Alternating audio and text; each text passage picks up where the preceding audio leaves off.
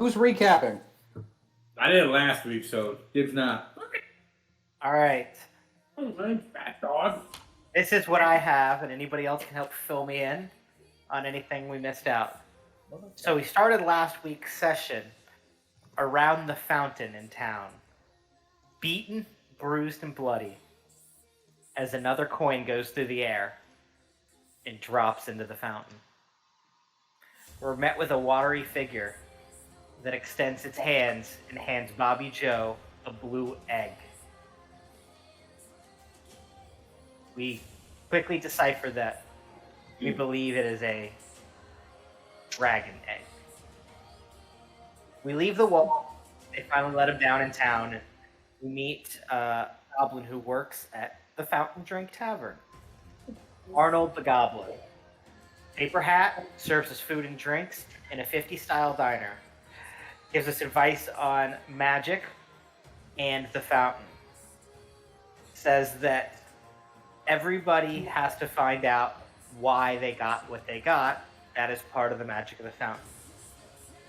With that advice, Desto figures out a way to break his chains.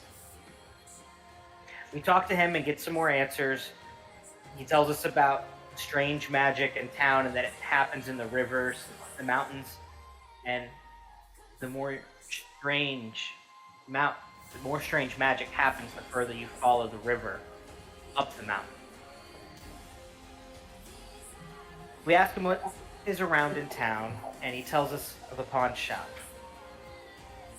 We kind of go spladunking, or we go to spladunking. It's still hard to say it the right way. Spelunking. Spladunking.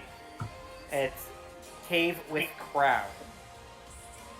So there's a human man in his 40s with long hair. He is the proprietor of the shop. Sledge tries to buy a potion to be quote-unquote smarter. The money talk comes up, and Sledge is broke. Tries to ask Seymour for money, which leads to a quick conversation about no. As we're about to leave, we hear a voice. And the shop owner calls us back over and says that there's someone that wants to speak with us. Aniquium. This man has had his spirit and soul trapped into an orb that he uses to communicate to the outside world. We see a hologram pop up out of it. He has been in there for what seems like a very long time. He has a long beard, long hair, and essentially he looks rough with 3 underlines under it. He says that he knows about the egg, and it's at Sleeping Mountain. You go through the grand adventure, you find the egg. That's what he wants us to do. The human, who's the owner of the shop, named Lysanther, shows us where the Sleeping Mountain is.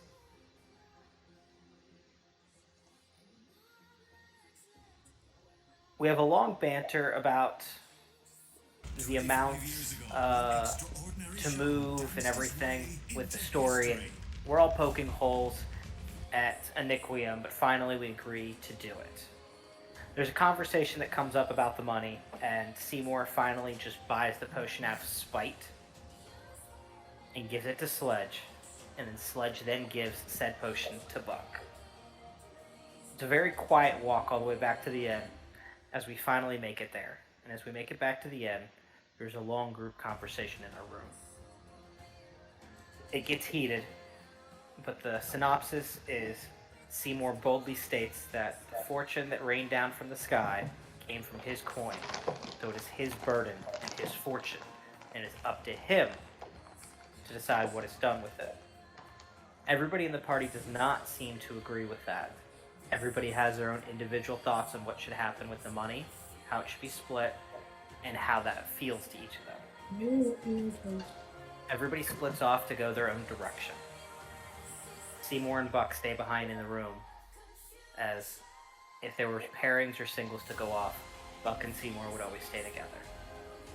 They have a long conversation about their friendship and how they feel about each other, make sure that they're both still strong friends. And while they may not always see eye to eye on everything, we've had different upbringings in life.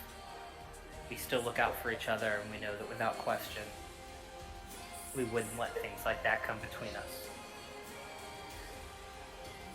But Buck brings up a point that just because everybody doesn't think the way Seymour thinks doesn't make something right or wrong. And sticks with a couple things that Bobby Joe had mentioned previously, which causes Seymour to do some thinking. Seymour decides to head to Bobby Joe's room and have a conversation with her. And as they begin to discuss things alone, he uses her words against her and says, "You're right, I should let my walls down," as Seymour transforms in front of her and shows him his true form. I think that's about where we ended it, right? You forgot the part Yes. where Buck drew the picture of us all standing under a rainbow. Yeah. Yeah, other than And that, as I'm looking at my desk, I also realized that I have colored pencils. So not during the session, because that would be rude to Tyler and his dungeon crawl. But this week I'm going to color it, and I will see if I can get like a good quality picture to send to everybody. Yay! That'll become the new Ammolia picture. Yes. yeah, right. Yeah, and so with that, we are back. Did I miss anything? Anybody? Other than in the conversation, Seymour was confronted about his past. Desto was confronted about stealing, and Sledge was confronted about selfishness and greed. Also, So- I think we were notified that my blue dragon was a lightning-based dragon. Yes. Yes. We were that. All right.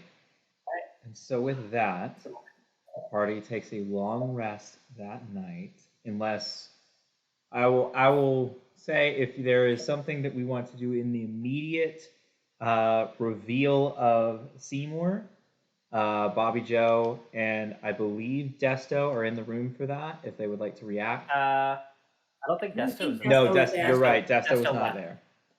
Desto had left, so if we can pick up with Bobby Joe, or if we would like to fade to black on that moment, we can.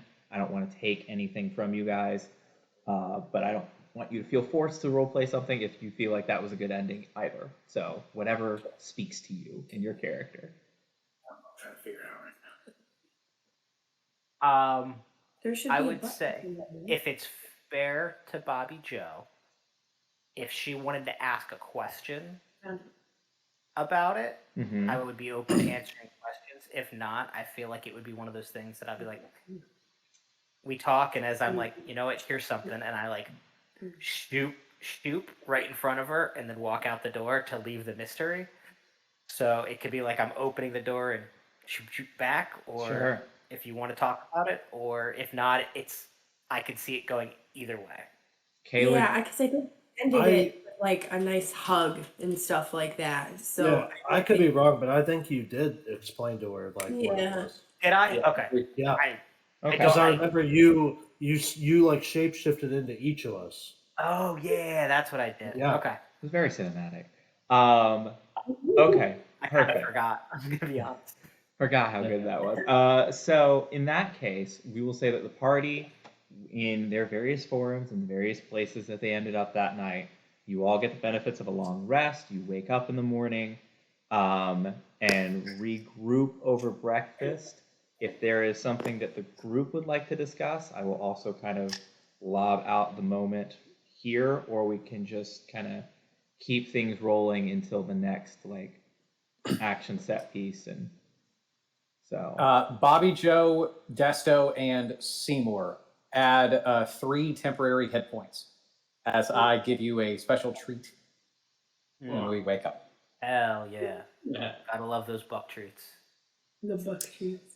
I'm just sitting here eating my loaf of bread. It's okay.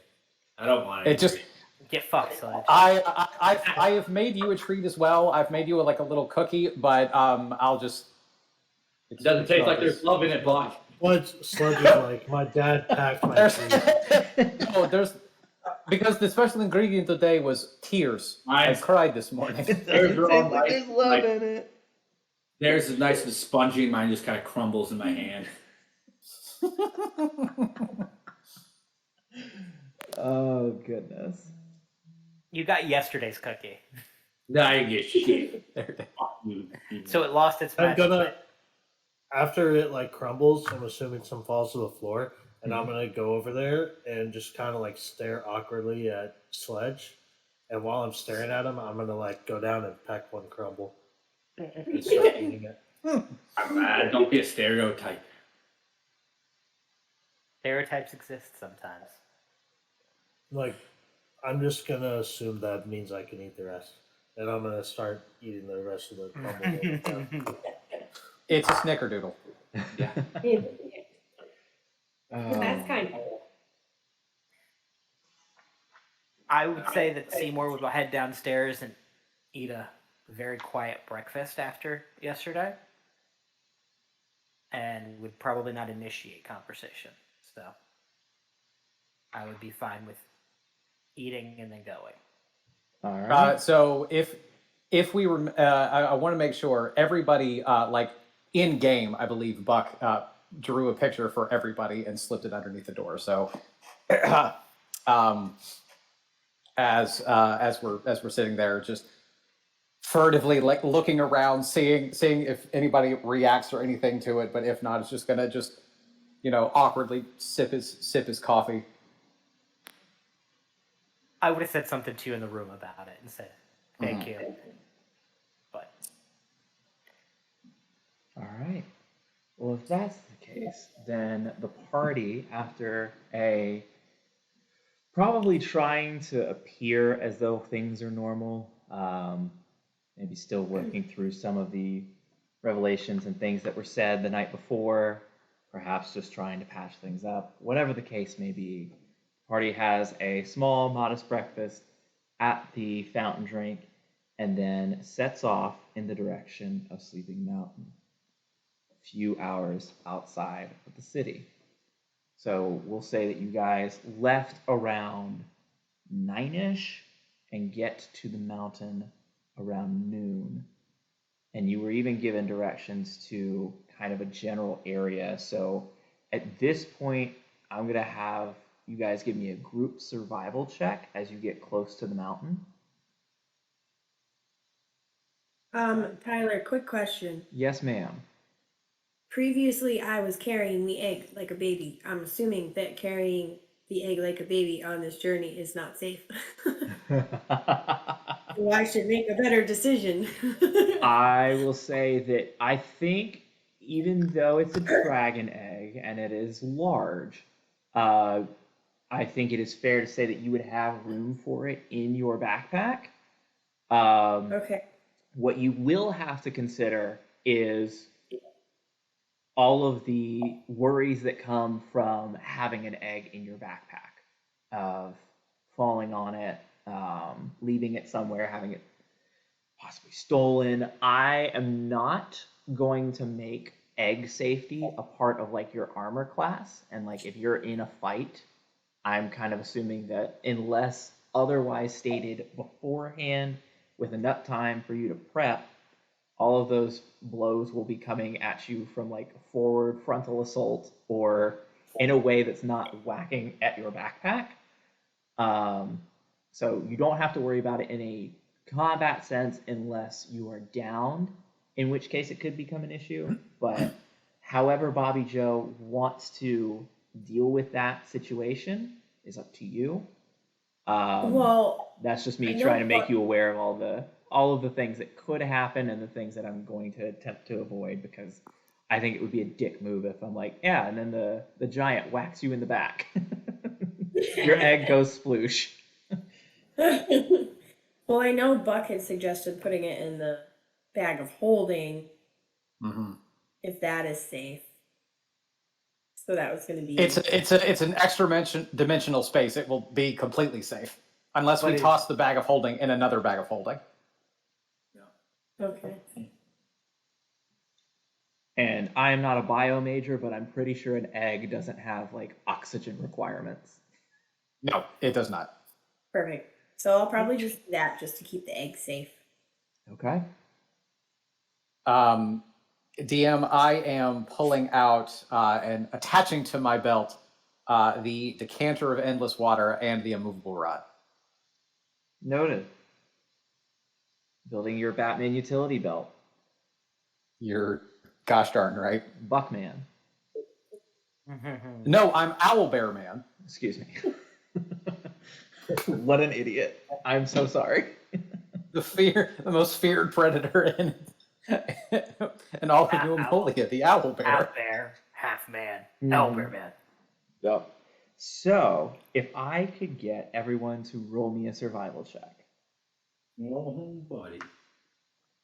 I got an 11. Yeah. I Okay. rolled already, but I didn't remember what I got. 18.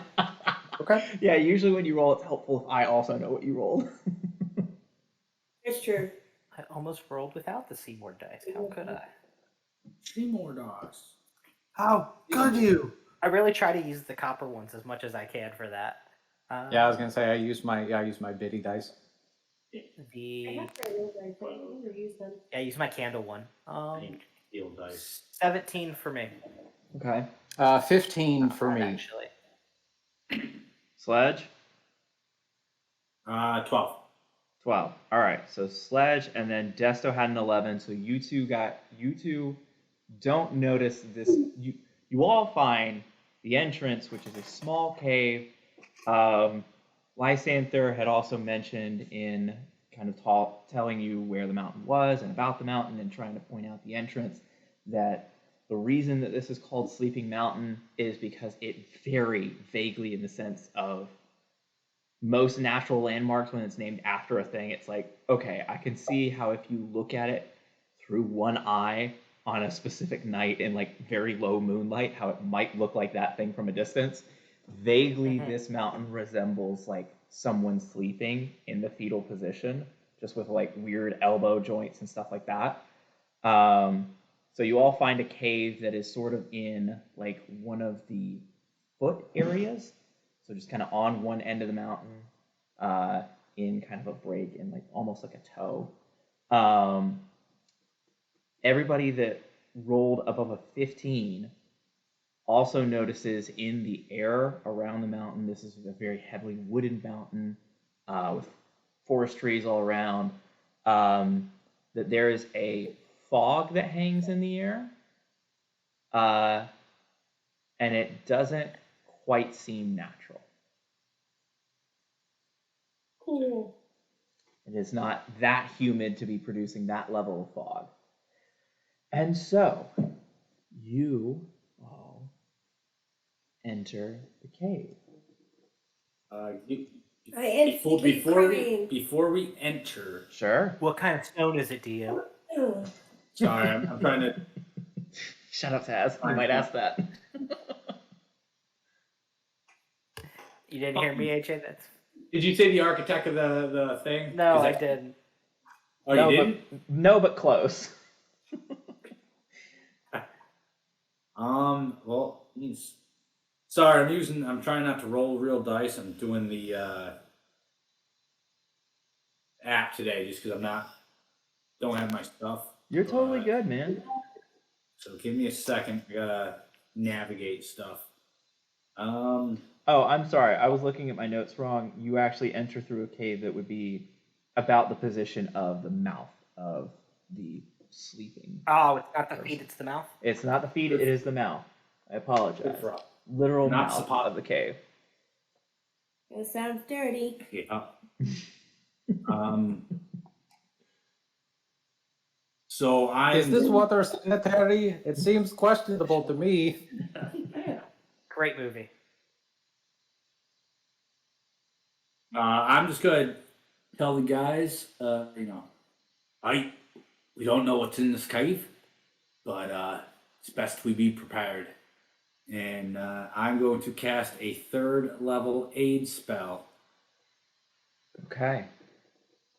So you on Gusto, Buck, and Bobby Joe. So they are going to get 10 temporary hit points. As well as like max level hit points for the duration. So Desto, your and Bobby Joe, or whoever ate my treat. Desto and Bobby Joe, yeah. Yeah, Desto and Bobby Joe. Your that 10 temporary hit points replaces the 3 that I gave you. Oh, and give me 1 second. No. That's good because 10 is better. 10 is a bigger number than 3. No, it's not 10. They Said get get 10, fucked. they get 10 maximum. So they still have your temporary hit points, but now they have 10 maximum hit points as well. So if they had 60, they now have 70 plus your temp of whatever. Yep, okay.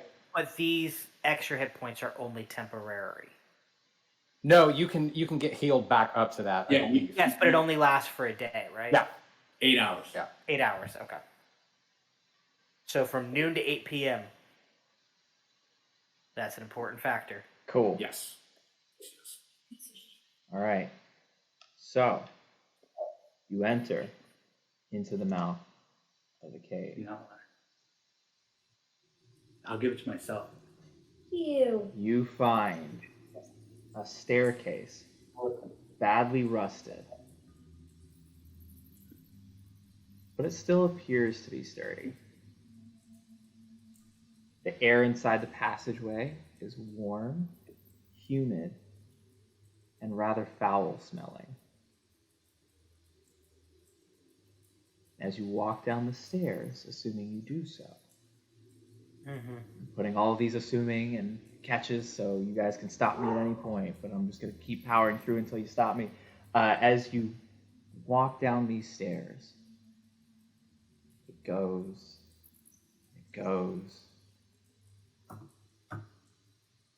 and for the more survival inclined, feels about 100 feet down you go before reaching the bottom of the staircase. When you do so, I was going to say, is there, as we go down, I'm assuming it's dark, like there's no lights or anything? Is that correct or no? that is incorrect. There is dim torchlight coming from the walls of this cavern. Okay. From something that you would imagine, well, you don't know if the torches came on when you entered the cave or approached the cave, or if these torches have been burning for however long they have since this place had last been disturbed or thought about. But you do see that the torches are burning. It is dim light. It is not full brightness. Dim light that lights your steps in this cavern. So it's kind of just spaced out enough where it's like dim light to dim light to dim light all the way down, without like any overlapping areas of darkness. Without any overlapping areas of darkness, it is all just sort of this low light kind of hum. I can use an auditory word to describe a visual. A hum of light. How poetic. Do we need to light any torches or? I reach into my bag and I pull out the drift globe. And I activate it. That's right. And I have it hover next to me. Okay. I think it is also prudent of me to ask at this time, what is our marching order? I'm afraid, so I'm standing next to Buck, hiding in his fur still. Okay. That puts you second because Buck's probably first, knowing Buck. Right. I was gonna say, if I don't go first, then I will go second.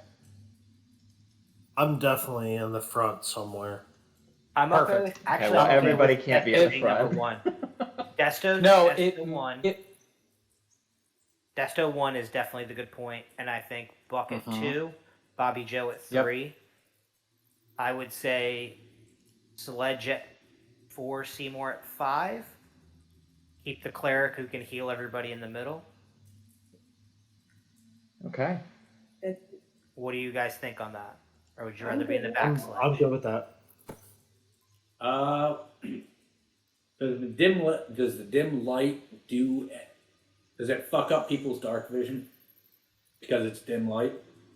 No, so with dark vision, you see dim light as bright light, and you see darkness as dim light.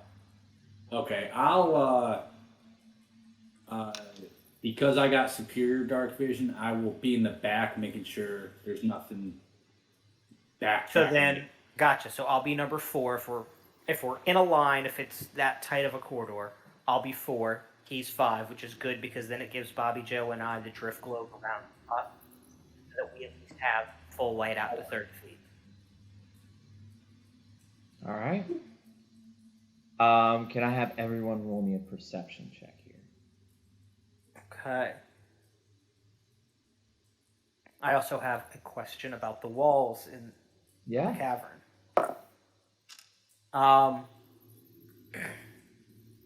Does it seem like it was like chiseled out by man-made things, or is it more of like just some very windy, uneven, like nature's built this course out for it? I would say this core, like this area that you're walking down right now, it seems very naturally formed. It is a bit uneven and kind of winding. There's these like deep trenches in the rock. It's not like a flat face. And so the torches that are mounted in the areas where like the rock juts out a bit in between kind of the caverns and crevices that it creates. And you notice that there's about like a 5 to 10 foot gap on either side of this metal rusted stairway that you're walking down currently. Okay. My perception check was 22. Mine was 15. Okay. 15 for me. 18. Okay. Mine was a 10. Okay. 15. Awesome. So, as you all get to the bottom of the staircase, you all step into a foot of standing water. Oh, great. What is it? Water. Bobby Joe, you are just displeased that you are now wet, that you have stepped into this and your shoes are soaking now. The rest of the party, though, will begin to notice that there is green algae floating in the water, green and white kind of patches and clumps of algae, either along the walls or floating in this standing water. And then my 22, you notice maybe it's the bardic spirit in you that is kind of seizing upon the description that you already got from Lysanther about this mountain. But you could almost swear that the like random echoing gusts in the mountain sound like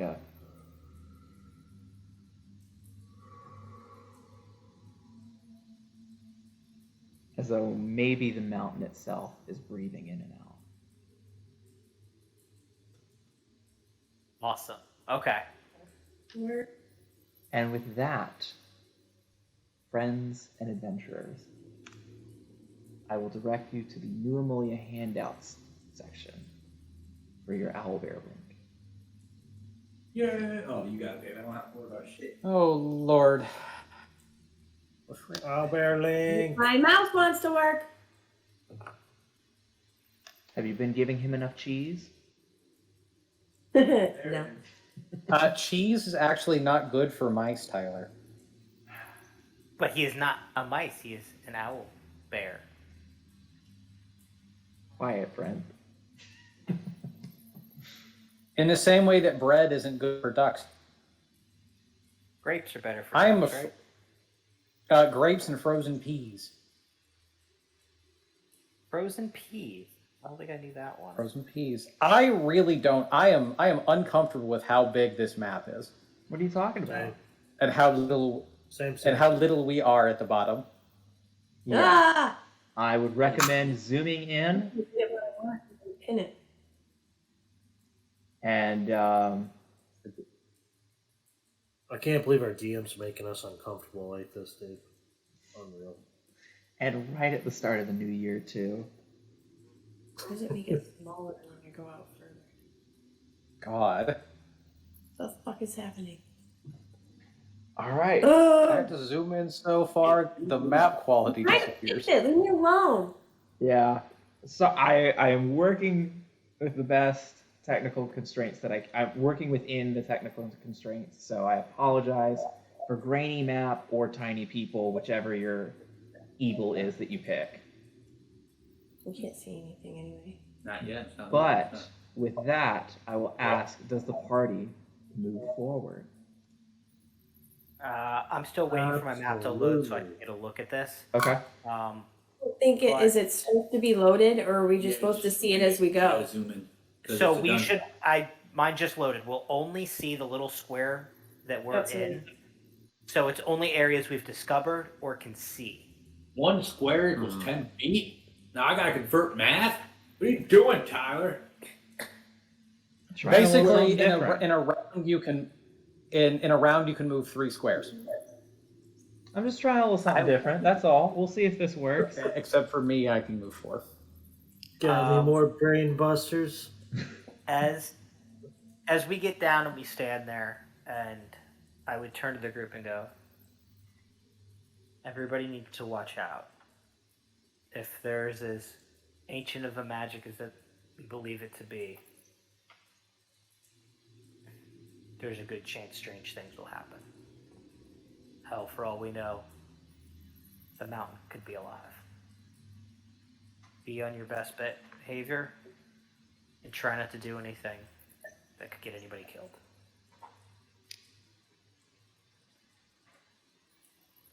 All right. Yeah, this must look like funky. Does it look different, or is it just like regular ass looking moss? Give me a survival. No, a nature check. Damn it. I was waiting for AJ to be like, so I run and belly flop in the moss. I rolled an 11. Why would I do that? Come on. It looks like you're pretty sure that this is algae. So it's not moss per se. It's like algae because it's water. I misspoke, Tyler. No, Moss. that's not me being a jerk or not attempting Okay. to be a jerk. I'm not. Sure. I'm not willfully Sure. being a Water dick. moss. It's water moss. With an 11, you get the sense that this is algae. Other than that, you're not really sure. Okay. I will pull out my glaive, and I will, not trusting anything, I'll just kind of use it to just push the algae away as we are moving forward. Okay. Make a sleight of hand check. Oh boy. Sleight of hand. Why do you look so depressed? 17. Okay. As the party begins moving through the water forward into the cave, you use your glaive, pushing the algae that floats in the water to the side, and are able to manage to keep it from touching any of your party members, as was your goal. Oh. No! No! God God damn it. Oh, that's so Luck- frustrating. Did you goof? Hey, Tyler. Luckily, we weren't looking. That's good. But Tyler, while the party's while I'm in the back and no one can see me, I'm going to kind of put my arm on one of the walls Uh-huh. and just like kind of under my breath, not enough for like Seymour to hear, but stupid twat. Of course the mountain's alive. We're all alive. And then I'm just gonna do a little prayer to the mountain itself of yeah, Great prayer. yeah. Where'd your brain cells go? Oh, hold on. You gotta clear out for it. Give him a second. What you got, AJ? Mountain, we humbly ask a safe passage as we go through. We will not disturb you. We will not destroy or harass any of your natural paths. Please just give us through your good grace, safe passage to and from. Okay. No trouble. Heart of the mountain. I am noting that. Can everybody do me a favor?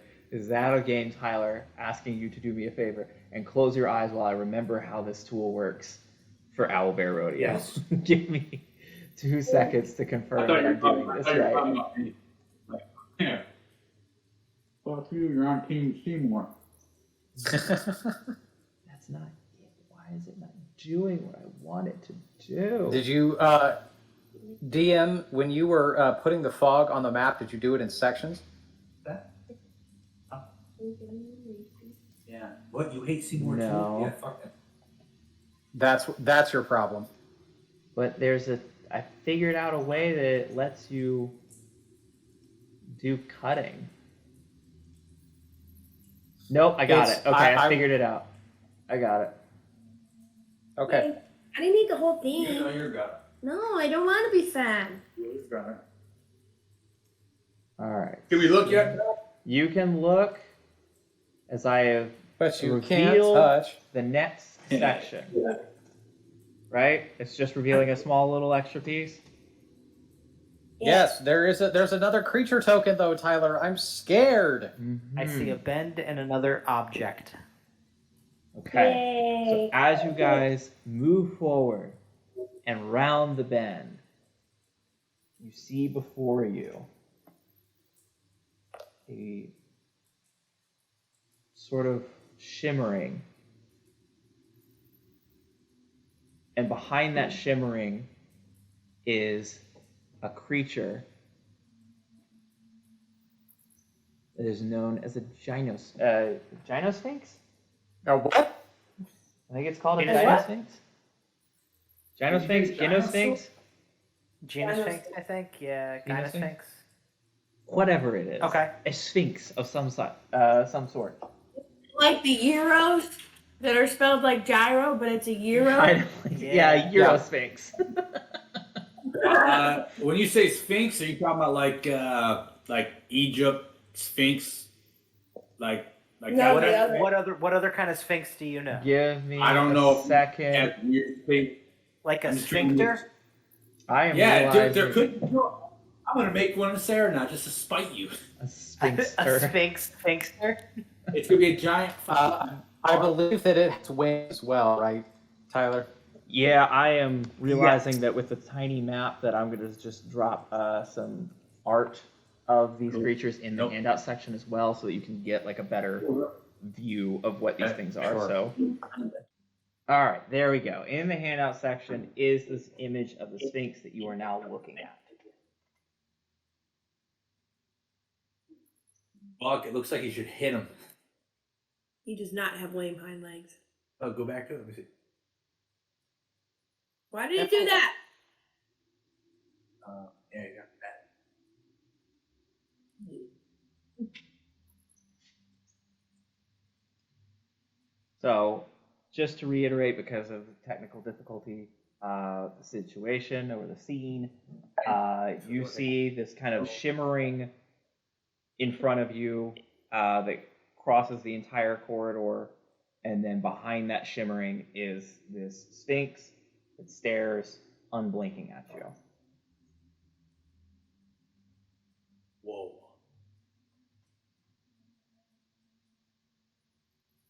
How far away are we? You are as far away from the Sphinx as you choose to be, but you have seen it now. I mean, is that the map's accurate? So what? We're like 30 feet away. You are I about would say 30 as feet at the bend. As soon as we round the corner, yeah. You'd think it would give you like a breakdown of how to pronounce it, but it doesn't. Would we have seen this ever? Like, would we have even like? Would Sledge have any idea about a Sphinx? Give me a history check. I would like to as well because I feel like there's a good Mhm. chance that I would have at least read or know anything about this kind of a creature. Sure. So what did you put in that? You said history for this? Mm-hmm. You know, it's just telling me no. Fuck. I didn't want 21. Okay. 23. Okay. See more? So Did you say fuck me? What? the two of you both know that sphinxes do, in fact, traditionally ask riddles, or provide some other sort of test to whoever comes across their path, and they are typically they typically act as guardians to temples, vaults, things where divine secrets or treasures are being kept or have fallen. So they are not frequent. They are not like something that you would have come across in any other adventure, but you are familiar with the concept of a sphinx via the stories you have read of heroes of old.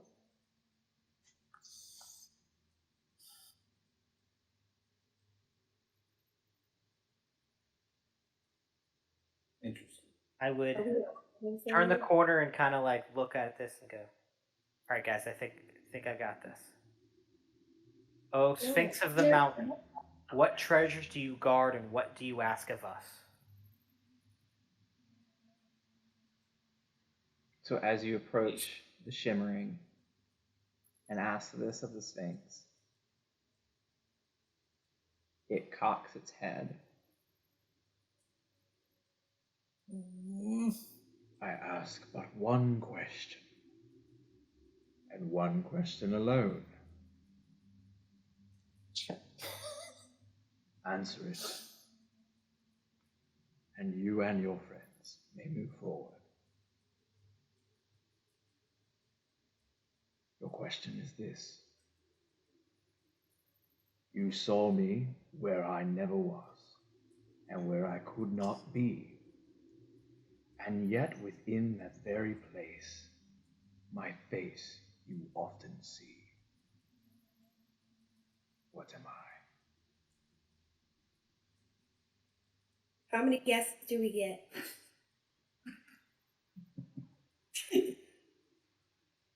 I'm sorry. Can I hear it again? I was gonna say I was trying to write it down. Are we allowed to hear it over again? Sure.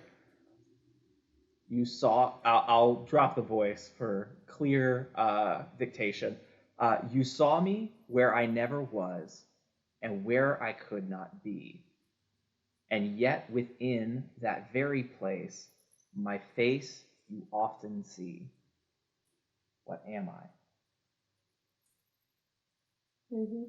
And then Bobby Joe asks, how many guesses does the party get? And the Sphinx responds,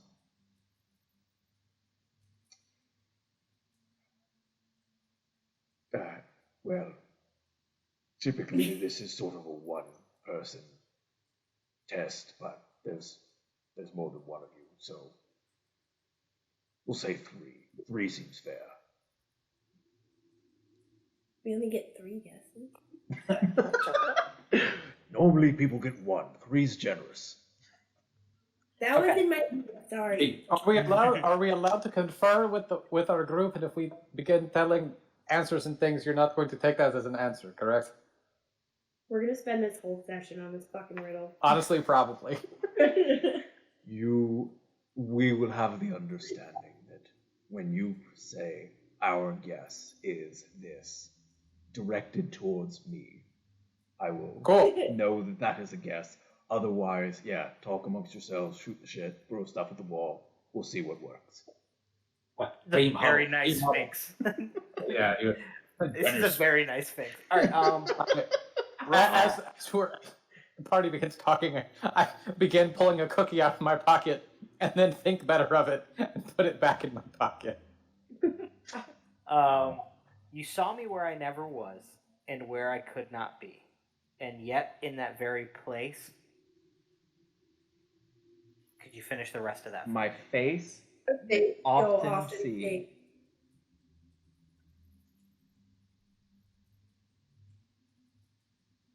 Um. I have one guess, but I don't know if it's right. Listen, what do you think it is, Bob Joe?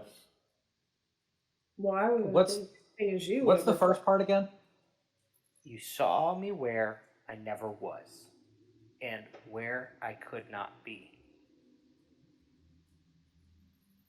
Okay. and yet in that very place, my face will often see. All right, let's just go around the room and think of things that have faces that would be referenced at some point. First thing I'm thinking of is like the face of a clock. Yeah, that's what I thought of too at first.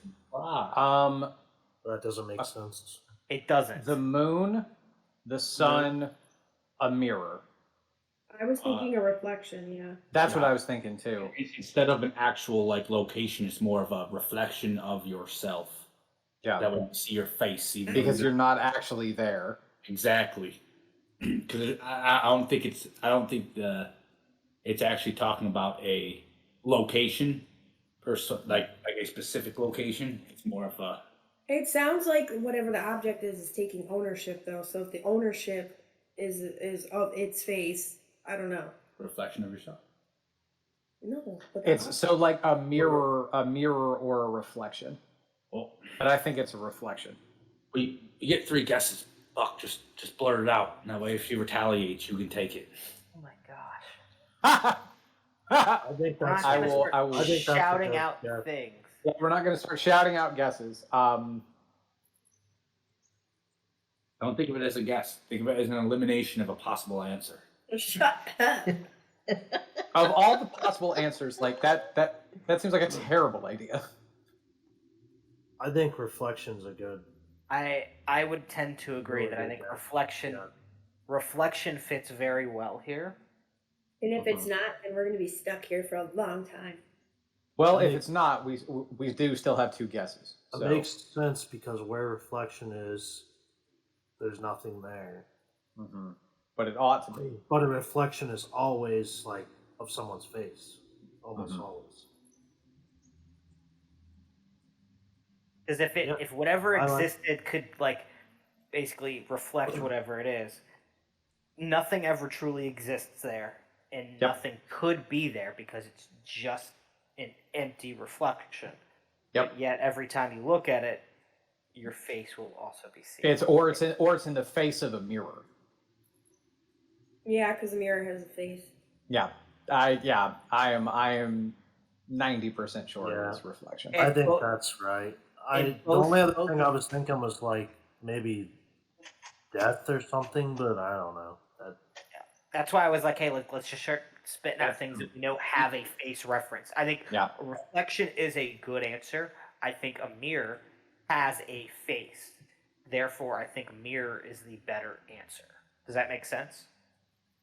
Yeah, I'm gonna, as Desto says, something about possible death. I'm gonna like walk away a little bit because I don't want to prick myself on all this edginess over there. Read if somebody could please read the thing one more time. You saw me where I never was, and where I could not be, and yet in that very place, my face you'll often see. Yeah, so I would say reflection over mirror because like a mirror has like a place. I'm Right. A gonna mirror agree is with you. a physical I think- object that exists. I think reflection over mirror too. Right? Yeah. Ooh. Face you'll often see. Okay. I can be swayed.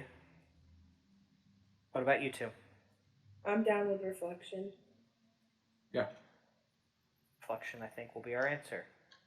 All right, My so reason is because it says my face, like it's taking ownership of it, and That's what I was the thinking. mirror, the reflection, your face and the reflection wouldn't be owned, like wouldn't be the mirror's face. It would be gotcha, because the mirror reflection. has its own Yeah. face. It's not. That's Gotcha. that was my thinking of why I would say reflection over the mirror, but I think both are great. Great I think, guesses. Yeah. but we're basically both of those have 90% of the same value within them. Yeah. It's just whether or not you call it an object or a situation per se of something that reflects. All right, we're all in on that answer. Yep. Yes. Sphinx of the Mountain. We have a guess, and our guess is a reflection.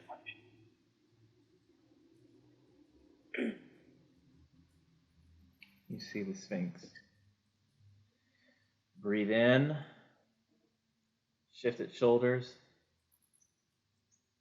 So one guess is still probably good going forward then. As you see the shimmering in front of it pass down, and the Sphinx begins to sparkle and fade out of existence. Which way are you going? Sorry. Are you talking to the Sphinx or the cat? Yeah. Sir, which way Neither. are you going? And you are able to move forward. As I'm gonna Hell turn yes. around. I'm gonna turn around after he vanishes and just be like, "That was it." do not question the ability of Sphinxes. Nope. Nope. We were lucky that we have the intelligence to pass that one. If they're more forward, we may not be so lucky.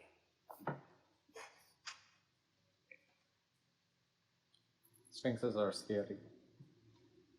And the group moves forward and sees that there is a pathway, hallways, branching left, going straight, and branching right.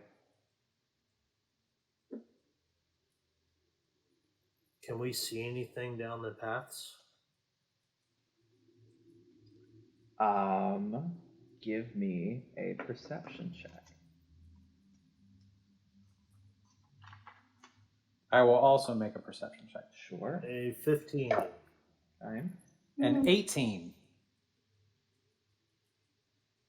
Can Alright. I ask a question? Sure. Are these squares pretty hard stuck on actually being 10 feet each, or is that a universal? Is that what it will be or no?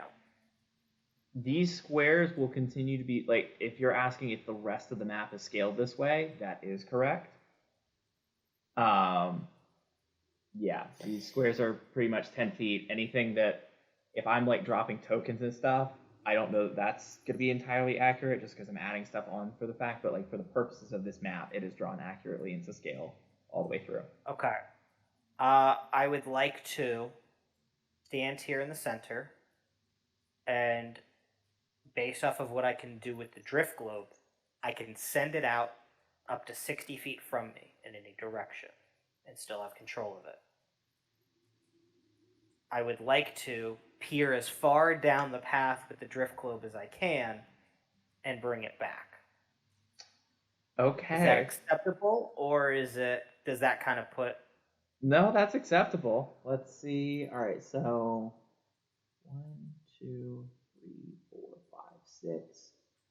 And if there's another curve, so if it branches out and then the drift globe has to go around a corner and cut it off, I understand that as well. Okay, let me see. I believe this will work. And I can do...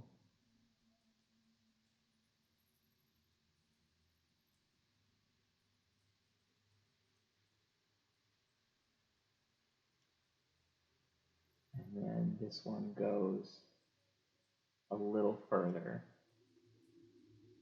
Okay, I tried. Guys, I tried. Does that seem accurate from directions? that One, that two, does three. seem accurate. Okay. That's exactly what I was expecting to happen, but I figured that I would at least try. Mm-hmm.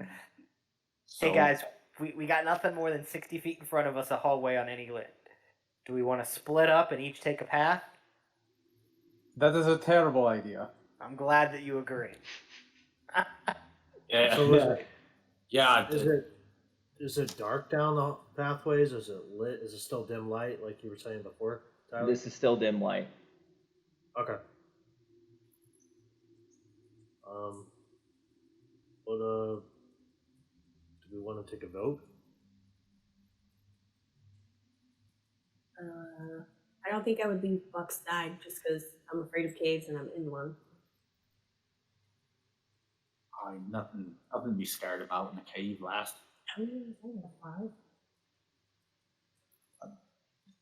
Yeah. DM, I would like to sniff the air and see if there's a way that smells least foul out of the three ways. Hey, Gandalf and Moria.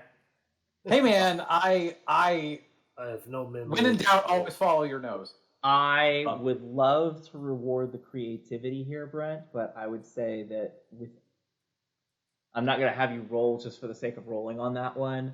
The entire cave network and whatever this is all steeped in so much that like the air is so foul that it just seems to be permeating from everywhere. Okay, so no one direction smells more like sulfur and brimstone and burning than another one, because we are attempting to find a phoenix egg. What if we flip a coin? We could always three split. options. Yeah, we could split the team if time is a factor. Is time a factor? No. No. Then I feel like there's no need to split the team. We're not splitting. I'm not splitting. I'm not splitting anything. That's Unless just it somehow becomes a part where there's 3 levers and we have to pull them together, then we will discover that when we get to the end of one of these. I would say if we are in this situation, the best idea is to hug one wall and follow it until you can't anymore. I say we pick the left wall because we turned left here. To get to this intersection, we hug the left wall until we can no longer do such. DM, were we given any kind of clue or instructions or whatever as to where in the mountain the egg would be, or do we just know it's in the heart of the mountain? You got the heart of the mountain. Okay. Buck grumbles to himself about the vagueness of prophecy and wizards. Here is this needle. I have given you the location of the haystack, and I've told you where to start looking in the haystack. How dare I not provide you where it is in said haystack? Hey, man.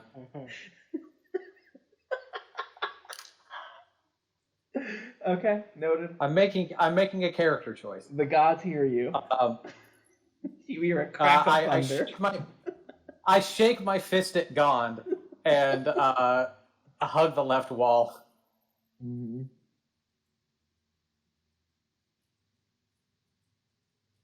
Gond, you miserable prick. Yeah, I agree with Seymour. Stick with the left and see where it takes us. We'll go there till we can't no more. All right. Should we be checking for traps and things? I would say. Why do you think you're out front there, Buck? I'm not out front. Little Bird is out front. He's our trap finder. He says, "Ow, there's a trap." I would say it seems that traps could be a possibility at any point, but if we were asked questions by a Sphinx to get here, there's a possibility that it's more magic and mystery than spike floors. but what do I know? I could very much be wrong here too.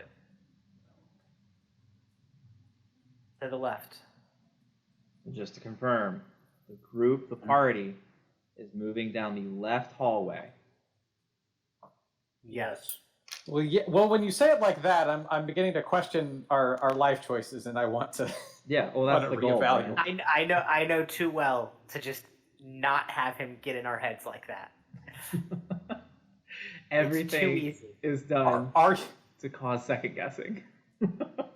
DM, are you sure about that? Well, now I'm not. Mm-hmm. Yeah, we head to the left. And Desto is walking in front, correct? Yes. Okay. And And Sledge is walking at the back. yeah, before we leave, just by where the 3 intersection is, can I just cast light on the floor with a blue light, just so I know this is the way out?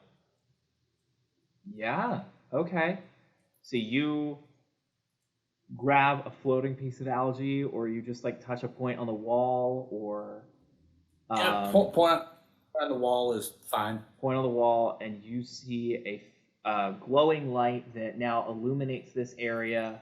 About, I'm sure the light spell actually tells you how far it illuminates, but you illuminate the area, and it is a light that is at a hue and brightness that it is clearly from Sledge and not from any torchlight that this cavern holds. Yep, 20-foot radius, and dim light to another 20 feet of blue light, if possible, sir. Yeah. So you How long cast... did it stay active? An hour. Okay.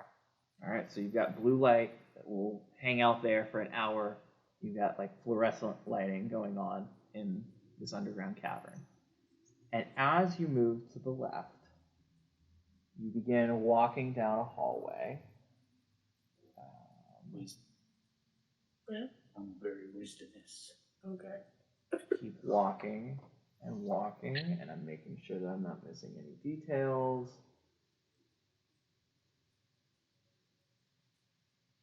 Yeah, all right. And then I need Desto to make a dexterity saving throw.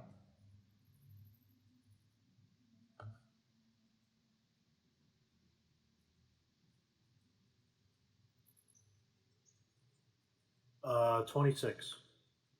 All right. Damn. And you, Desto, are able to stop yourself, feeling with the end of your taloned toes a drop in the floor. It was disguised by water. You were luckily agile enough, and you kind of flap your wings once to like push yourself back as a pit is revealed. I'm going back to this, and now we're going to do this tool. How wide is the? Un momento. Or are you The corridor revealing? itself is about 10 feet. There. I fell in the pit. So the pit appears to be about 10 feet. It's a square pit that's about 10 feet wide, 10 feet long. Depth while underwater is imperceptible unless you would like to investigate further. By observing the area, does it seem like we would be able to swim across that point to get to the other side? Or is it like, hey, there's water and the water's just rushing down to this endless pit? Water is rushing down. It wasn't... There seems to be something in this hallway that is causing you to like not hear like the rushing down that you would typically hear with that water, but it is something that you cannot swim across. You would need to jump across or find another way across. Gotcha. So Oh, go ahead. I was just say we don't feel like to pull the water or anything like that either. Like, No. So if we were to like jump across, we wouldn't get like hit with the rushing water on either side. That I will give you, that is not a concern. How far across is it? 10 feet. Okay. I have an idea, but I want to be fair because I don't think my character would know about what the immovable rod does. Okay. So I don't really want to Um. kind of metagame it, but Ooh. I, as Buck begins thinking about just like picking up Desto and just hucking him across the thing, um, uh, he kind of feels around and does in fact pull out the immovable rod. What if I were to hold this and kind of put it in the middle and like reach out across, and then we can either lay a rope or something, or I can, I can make a my butt and stick. Then we can get across that way. But or I can just kind of toss you all across. I think that. tie a rope to me and throw me across. If you need a rope across, I can get to the other side with magic. Do not waste magic. Easy peasy. This Wait a minute. Hold on. You said it's 10 feet across? DM, would you say that as a being with the long-limbed ability, if I were to hold my arms above my head, that I would be taller than 10 feet?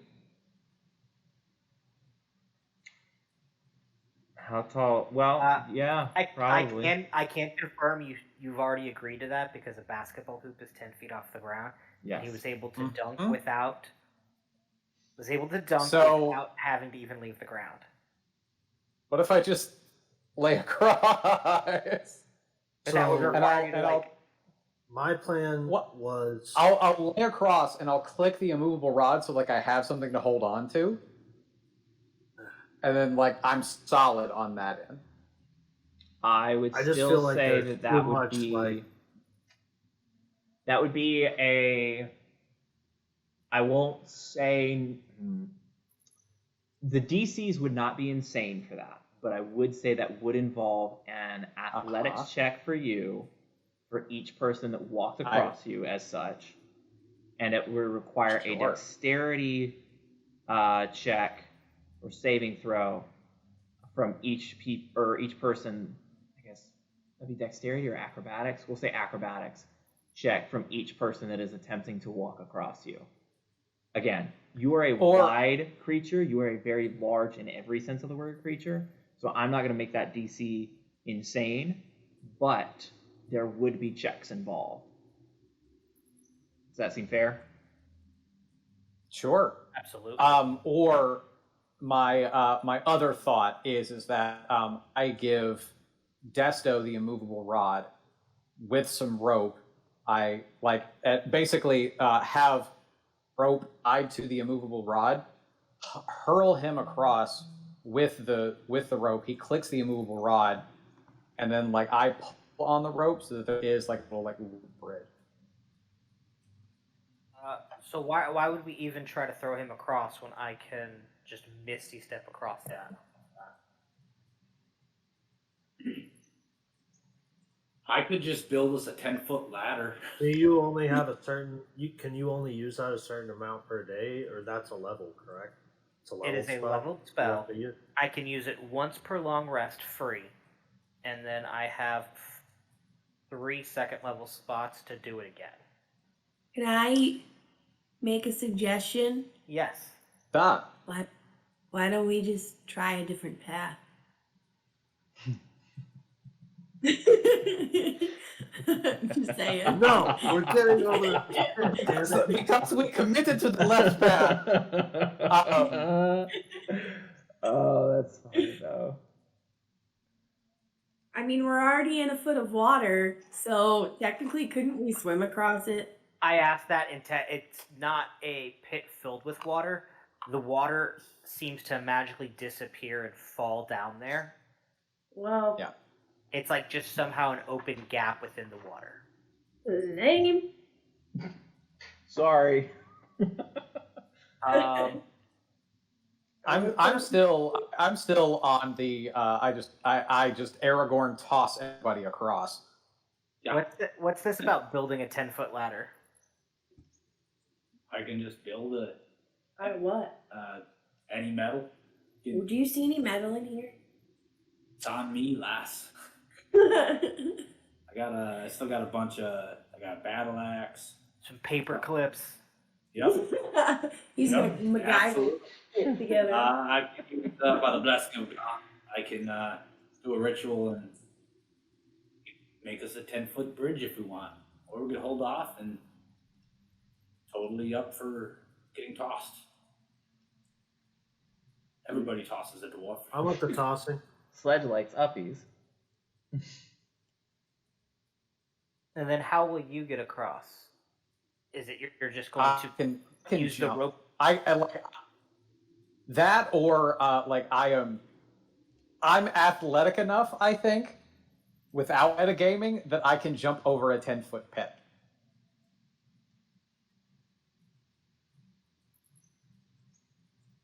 Particularly with a running start. And water. Yeah, I'll running start in water. Yeah. It's full of water. I'm 7.5 feet tall. I'm good. That's fair. That's That's not. my ankle. All right, let's not overthink this. Either Buck throws us, Or we go a you different path. misty step with a rope, or we could, if we've got time, we can build a ladder. What do we want to do? I'm inclined to not use spell slots if we can, because I feel like the fact of how big this thing is, I think that we're going to need potentially all the spells that we could, use. So No sense in an unused spell slot on a dead guy, though. Or maybe you want to share. hey, you can use the spell to escape. I have a question, Tyler. Can I inspect the area where the pit is to see if there's a platform that looks like it comes out, if triggered or something like that? Give me an investigation check.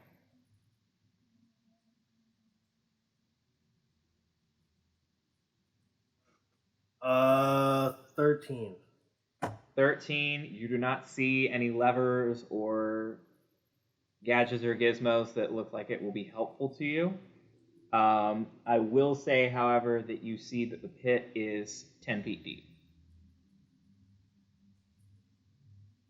Is there anything at the bottom of it? Or just water? Just water. Okay.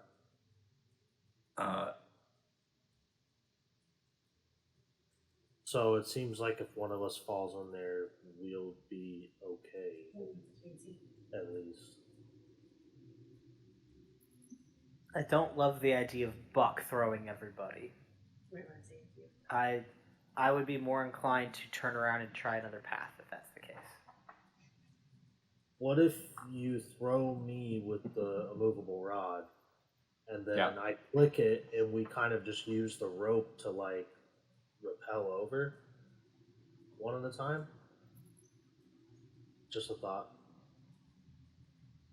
Okay. I mean, yeah, that's something. That's probably our next safest bet, and if that's what we want to do, let's do that. Is everybody else comfortable climbing a tightrope across? I suppose so. I trust in Buck throwing us. I'm down for whatever, but I'm okay with. I appreciate your. My only thing with that is if we tightrope it, we'll have to have something to secure the rope on the other end. So either Buck would have to hold it, or And I could do Buck, that. Buck's gonna hold it to be the last one across, and then he said he can jump it himself. Yeah. Well, so you can hold it. You can hold it, Buck, and then once you get to the end, you could just kind of jump and then rappel up the wall if you had to. Like if you can't make the Oh, gap, he's on the other because side. at least the pit is 10 feet deep. So Yeah, who?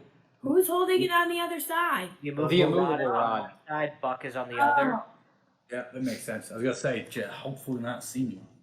yeah, no. The Yeah, immovable so rod would be, basically, like, the way that I'm imagining it, I toss Desto, he clicks the rod, I pull on the rope so that there's like tension, because Yeah. the immovable rod isn't going to move. And so, like, and I'm strong enough, I would think, to hold it so that people could like go across. You just talked. yeah, you're dumb. I am dumb. Right, let's And if do people that. didn't want to tightrope it, I feel like that we could click the rod to where you could like crawl underneath it if you wanted to.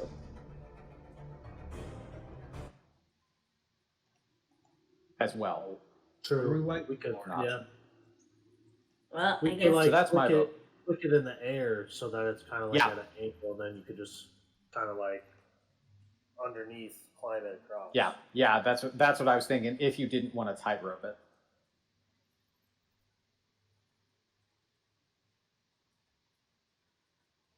Yeah, but I also agree with AJ. We're overthinking this a lot.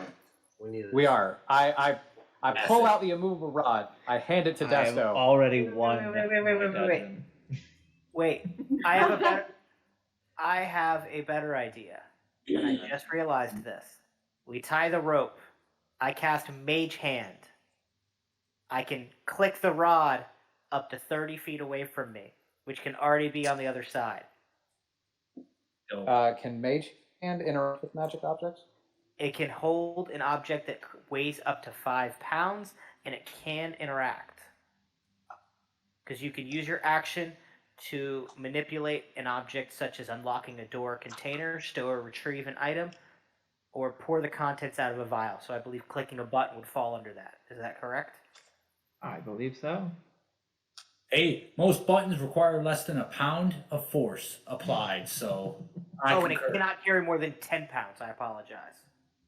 Oh, it does say the hand can't activate magic items, though. You're absolutely right. Buck. Okay. Thanks, Buck. Buck, you win. Walking away. Fucking Buck. I'm sorry. Just Throw the bird. I'll stop. Throw the bird. throw the bird. Probably just thinking not to just turn around and leave. So let's make a decision. Throw the egg. Throw me. Throw I was me. just trying to like minimize the amount of checks we have for something to go wrong. Toss me. Toss me. I will, as gently as I can, I would like to hand Desto the immovable rod and a 50-foot thing of rope as I hold on to the other end, and I will like, lightly just toss him across. Give me an athletics I'm gonna check. take the movable rod before you throw me and put it in my beak. So I'm like holding it in my mouth. Great. If anyone has guidance, now would be the time. I got faith in you. Faith, that's our. That's not nice. You have the guidance of the Lord. Okay. Are you sure you want It's a help from cantrip. God? Yes. Oh, Okay. okay. You It's want a help from cantrip. God. Okay. You have the guidance of the All Lord. right. And just remember, God helped you with this, and I cast guide. I really just wanted to use my little like rectangle D4s. No, Sure. it's too late. And well, that's a good thing that it did that. That is a 19. No. Okay. I thought you were about to say a 9 for a second. No, I rolled a 4 on my D4. Okay. Nice. You toss Desto. He easily clears 10 feet and lands. Desto, you're an acrobatic person. I'm gonna not make you roll to see if you get tossed. Like you land lightly. You're on the other side with the immovable rod and the rope. Hell yeah. Root strength. Okay. Stop shaking me. So, did we want to walk across the rope, or are we gonna do the crawl thing? Climb. I would shimmy. Yeah, shimmy too. Question. Stupid question, but question nonetheless. This isn't a magic rope, right? It's just a standard rope. Are we sure it's gonna carry it, like hold us? Yes. It should. Okay. He's gonna think It's not crappy rope. I inspect the rope to make sure it's not crappy.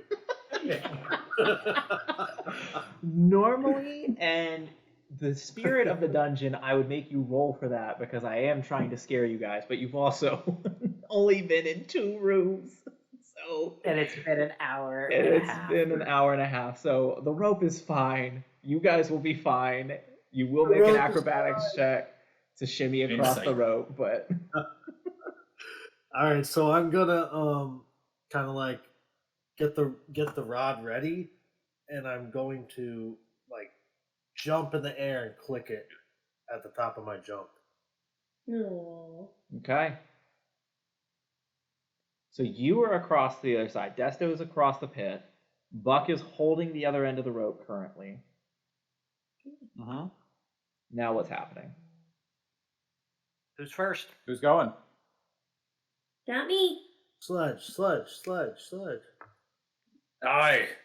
I would say save Sledge for last so that he can give the rest of us guidance as we crawl across.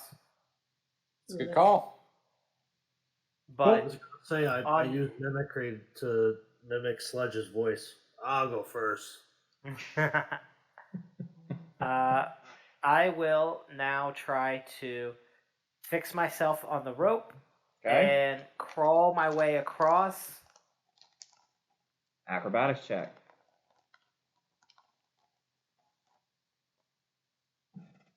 Guidance? Oh yeah. Hey. I already rolled. Yeah. I already rolled. Does it count up now? You didn't tell me what it was. Oh, yeah. Seen. Yeah, whatever. Man. Okay. Thanks for the extra 1 point of fucking movement there, Gond. Gond is disappointed. It reflects on his the strength of faith. Yeah, and that's okay with me. I believe he exists, but I don't believe that I like him. What'd you get? I got a total of 16. 16, you were easily able to shimmy across this rope and get to the other side. Honestly, I was very worried about that 16. Who's next? You going about it? I guess so. I don't want to go last, so. Sprinkle some Gond salt on you. Gone salt. My God. Salt Bay, just Just here's your guidance. spicing her up with a little bit of Gond. Oh, Oh, hell yeah. Hell yeah. What is I that? got a 20. she got a dirty 20. Dirty Yeah, 20. dude. You also 20 plus a D4. So I cast guidance on you, so you need to do a D4. You probably don't need it.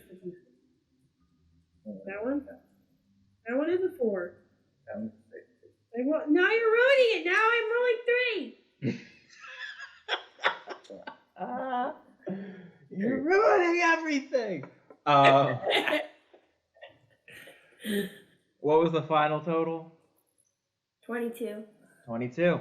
Yeah, Bobby Joe, even as a little extra flair in the way that she like jumps up on the rope and very dexterously shimmies along and makes it to the other side. We are now just waiting on Sledge and Buck. All right.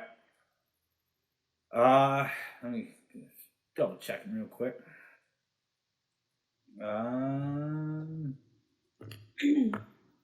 Old guidance. Old guidance is touch. All right. Buck. I know you got my back if I fook up around here, but you don't have anyone helping you, so you're gonna need this more than I. And I'm gonna touch him, sprinkle some Gond spice on him, and then I'm gonna do my best to shimmy off to the rope. And what do I have to do? Acrobatics An check. acrobatics check. Acrobat. Oh, I I made a mistake. I would say that you could confer it on yourself instead of me, because I'm not worried about me. I'm worried about you making an acrobatics check. Yeah, I'm worried about me too. All right, so I'll rescind it and That's fine. cast it back on myself. Good. Okay. No, I didn't need it. I should have had faith in myself. Hey, man. I'm not gonna. You know what? I rescind the rescind. I don't. No, even you need- can't do I'm that. not- You rolled now, right? No, you used it. It's fine. I'm a I got a great. 19. I'm I got a 19 by Sledge's own acrobatic body. All right, so you got a 19. You also surprisingly light on your feet in this moment. Perhaps it's the fact that you are now under a mountain and in a bit more familiar an environment, but you also, hop up on the rope and shimmy across with very little issue.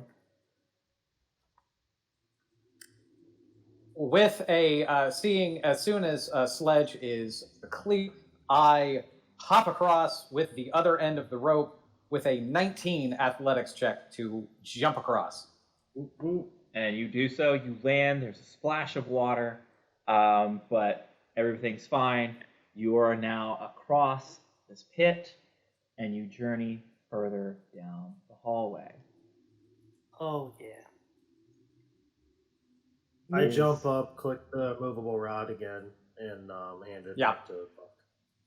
Great. I reattach it to my waist. Have I gotten in your guys' head at this point? Are we nervous Yes. about everything? Good. All of it. Good. I just want to know. Send it. Full send. All Be right. right back. Okay. We will take a brief intermission. I mean, keep going, but I'll be right back. I literally 10, 20 seconds. Okay. Then we will keep going. I was just counting down. Oh, okay. All right. So you approach the next hallway, and in this hallway, you see a series of copper-colored metal plates lining the walls of the path before you. The plates are about 6 feet high and 6 feet wide, and the corridor, you see the light begin to dim away to the point that you're unable to see quite what's at the other end at about 70 feet.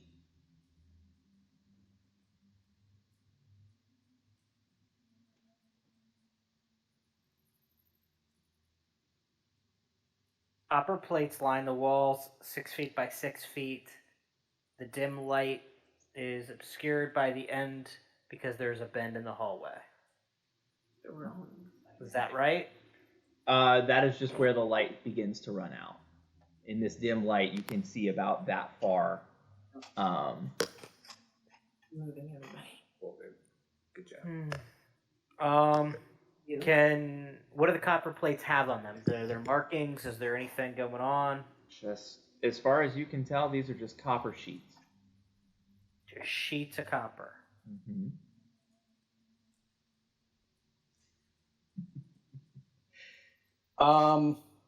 It's very fun being on the other end of this. It always is. Yeah. I am going to. Does there look to be anything just carved on them, or are they just blank copper sheets? Blank sheets. Okay. I just asked that. Yeah. Okay. You would have known that if Making you had sure. walked away for 20 seconds. No, I was just laughing. I'm like, we're on the same page. Okay. God, if I didn't have a character with fucking 9 HP, I would consider just walking straight ahead. My character's not allowed to have the balls to do that. If this doesn't pan out, then I'm about to just walk across.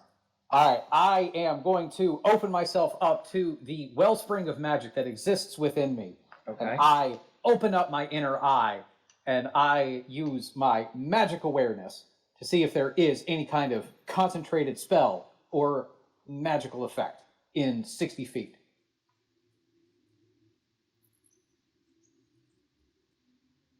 Hell yeah. Hmm. Can you do that all the time or only so many times? I can use it up to my proficiency bonus per day. Nice. Interesting. Okay. Oh yeah. It is detect magic, but on a barbarian.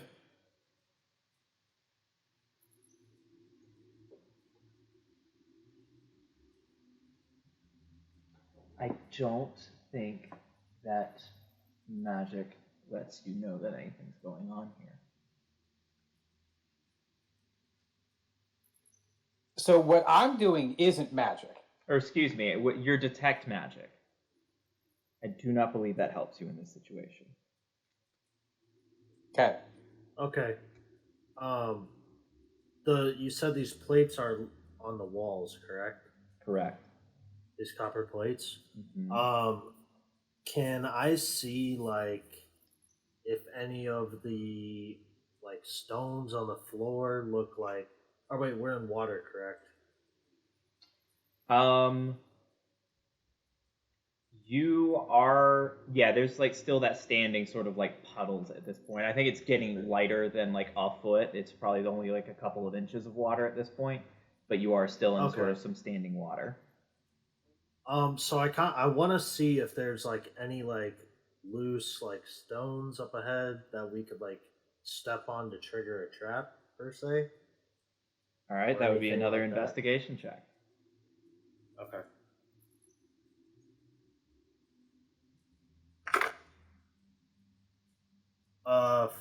14. 14, you do not see any traps, or excuse me, you do not see any like stones that look as though they would trigger something if you were to step on them. Okay, so I'm gonna kind of turn to everybody, unless you want to do something, AJ. I was just gonna ask: is there any reason like there's nothing impeding our movement, right? To just walk past this area, You could start walking. or is No. there? I Yeah. So Keep I'm going, Jimmy. gonna I'll I'm say something. gonna kind of turn back to everybody and be like, just stay here for a minute, and I will scout forward to make sure there's no traps. And I want to like kind of walk. So my plan is I want to kind of like step lightly forward as I'm walking, like maybe like a sleight of hand type thing. Could I roll for that to make sure that I want to try to like feel the ground to make sure it's like solid. There's not any like there's nothing I can like step on to trigger something. Sure.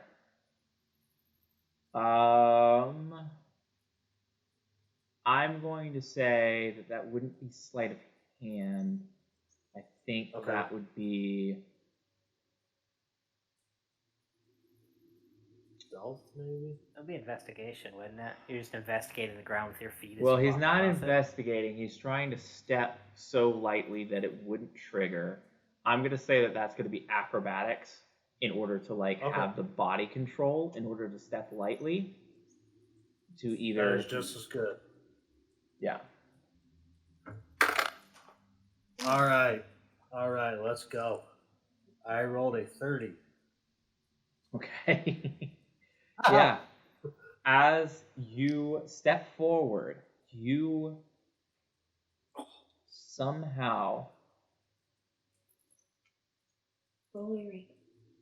possibly aided by something, possibly not, it's tough to tell in the dim light, you step and it almost feels, not quite, but almost feels as though you were walking on water, as you are barely perceptible as you step on these different tiles and begin walking forward. So, let's see.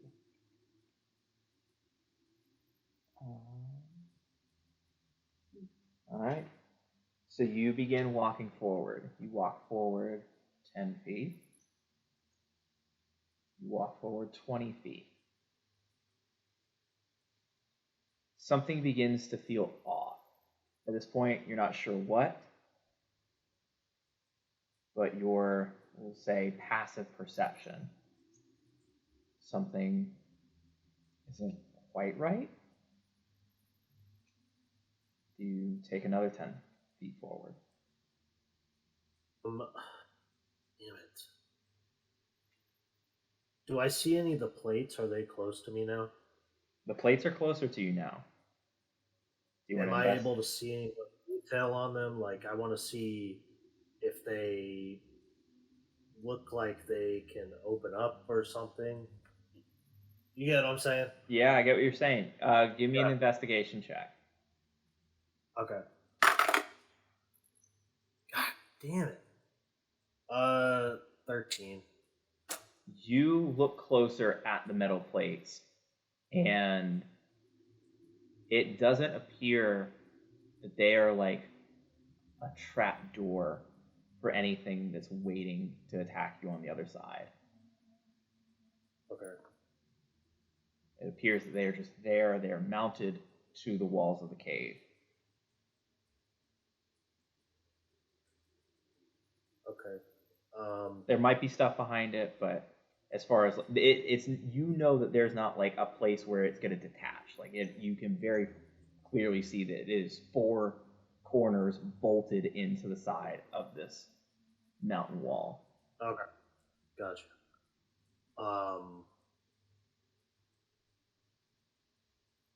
Can I see the ceiling, like above us? Yeah. It doesn't appear that anything is on the ceiling. It's just sort of this like stalactite cavern above you. That all the stalactites seem firmly in place. You don't see in like a passive perception with a 13, or excuse me, not a passive perception, but with an investigation of 13, it doesn't look like there's any cracks or any traps hidden in the roof of this hallway either.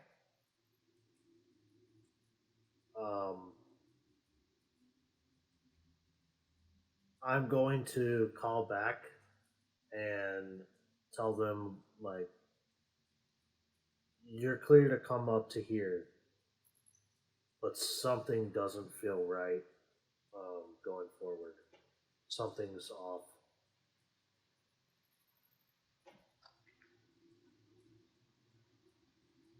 I will go first. Okay. I assume Bobby Joe's attached to his back. Yep. I'll follow right behind her. Huzzah. All right, and then Sledge, are you bringing up the rear? Yep. All right. So as Desto, you're waiting, and the group joins you.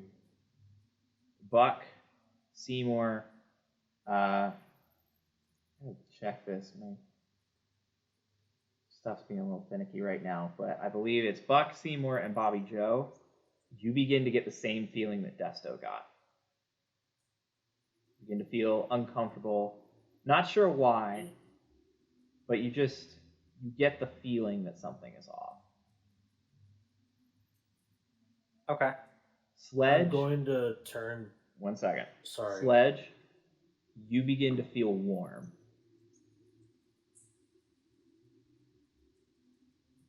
And not like you stepped into some like, warm breeze of mountain cavern air. Like you are beginning to feel unnaturally warm.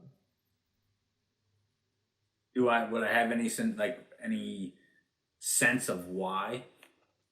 No. Go ahead and give me a perception check. I need to switch sides. I'm gonna turn around to everybody and just be like, "You feel that, right? Something's not right." Something's a little cattywampus. It's my favorite phrase. Something's grave here in the cave. Oof. Shout out to crew. I got a 6 on that perception. You're just feeling warm, bud. You're like really hot under the collar at the moment. It just feels weird. Do I notice anything about the copper plates now that we're getting closer? Do they look like they've been moved? Do I have any idea of what copper would be used in? What copper would be used in copper? No. I will say that you do not notice anything that Desto has not already noticed, and either he points it out or you find it on your own, that these copper plates are bolted to the wall, and that's all you kind of really see at the moment. Cool. We gotta find out what's going on. So, should we keep moving? Or are we all afraid to take any more steps because of the way we feel right now? The fastest way out of here is going forward. I disagree. Fast as we can. It's taken us this long just to get this far. The fastest way is just turning around. But yes, I say we just keep going. Okay. I will confirm with the party that they are all electing to move forward at the same time, or are you sending out a sacrificial lamb again? Read nothing into the wording of sacrificial lamb. I feel like we should all hook hands and go together like they do Wizard of Oz, where they do the... I can go first. I gotta be. I'm totally good with going first because I have. I am metagaming now, and that's not good. I also can go first because I have uncanny dodge, so I can half whatever I get if I end up taking damage. I was gonna say, I have advantage on deck saves. So. I'd say Buck and Desto give them. Because you got the quickness and you got the strength, just in case something happens. That would mean that I would have to let go. Then at that point, we all just go. Yeah, if Buck goes, Bobby Joe's gonna go. So. You might be able to convince me to stay behind, but you're not much for comfort. That's fair. I'll just turn around to everybody and be like, I'll go first. And I'm gonna start sneaking forward. Okay. If it's all right with you, Jimmy, I think it is fair to go ahead and continue to roll over your acrobatics check to continue moving forward down the hallway. Yeah, that's fair. I figured you'd like that. So you begin walking forward. Another 10 feet, 20 feet, 30 feet. At this point, you begin to hear sizzling. You look at your person and see that smoke is emanating from the scabbards that you keep your short swords in.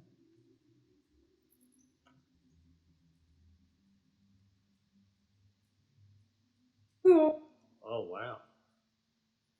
Oh yeah. Oh, wow. Do I feel hot? You feel nothing. What? So just my okay.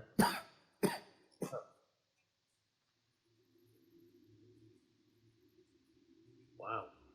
Your daggers and your short swords are smoking. I feel like we should turn around. That, or we run real fast. Run. We run through this. We run through, what if we're running into it? This is a cave. Sometimes caves get deeper. You don't know where this is going. No, I don't. Well, the fact that there are traps this way means that we're getting to something. So There I is said we turn go around. I'm gonna turn around and be like, something's going on. It's really all my stuff is heating up. We better move fast. Are you making a What's dash heating for up, the end of the Desto? hallway? His weapons are just getting hot. Weapons are hot. Yeah, I would say you guys are 20 feet away from me, so I'd say you can probably see like the smoke like coming off my stuff, and I'm just gonna like point down on it. Is there a point where we see that the copper plates end? 70 feet. So you guys have made it 20 feet forward, so another 50 feet. Okay. Okay. Then yeah, I'm gonna I'll look to Bobby Joe and just kind of, and then look back to my friends and just say, and then look back at Bobby Joe again. May I? As I'm like about to like kind of just pick you up because we're about to run. I guess so. I scoop her up and I dash my full 80 feet using my barbarian quickness. Okay. We're all gonna die. We just ran into a blazing fire. Ledge. Try to get to the end, How running fast? real fast.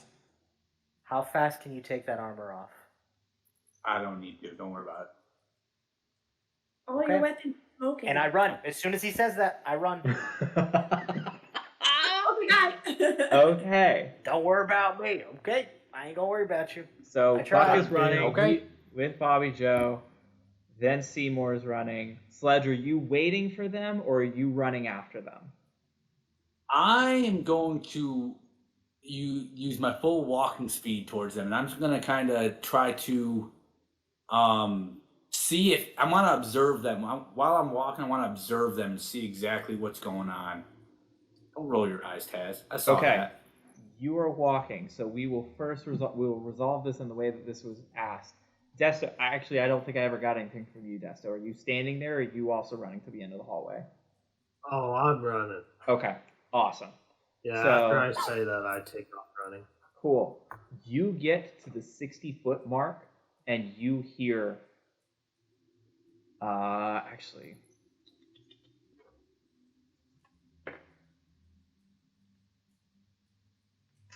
You hear two things: a short sword and a dagger.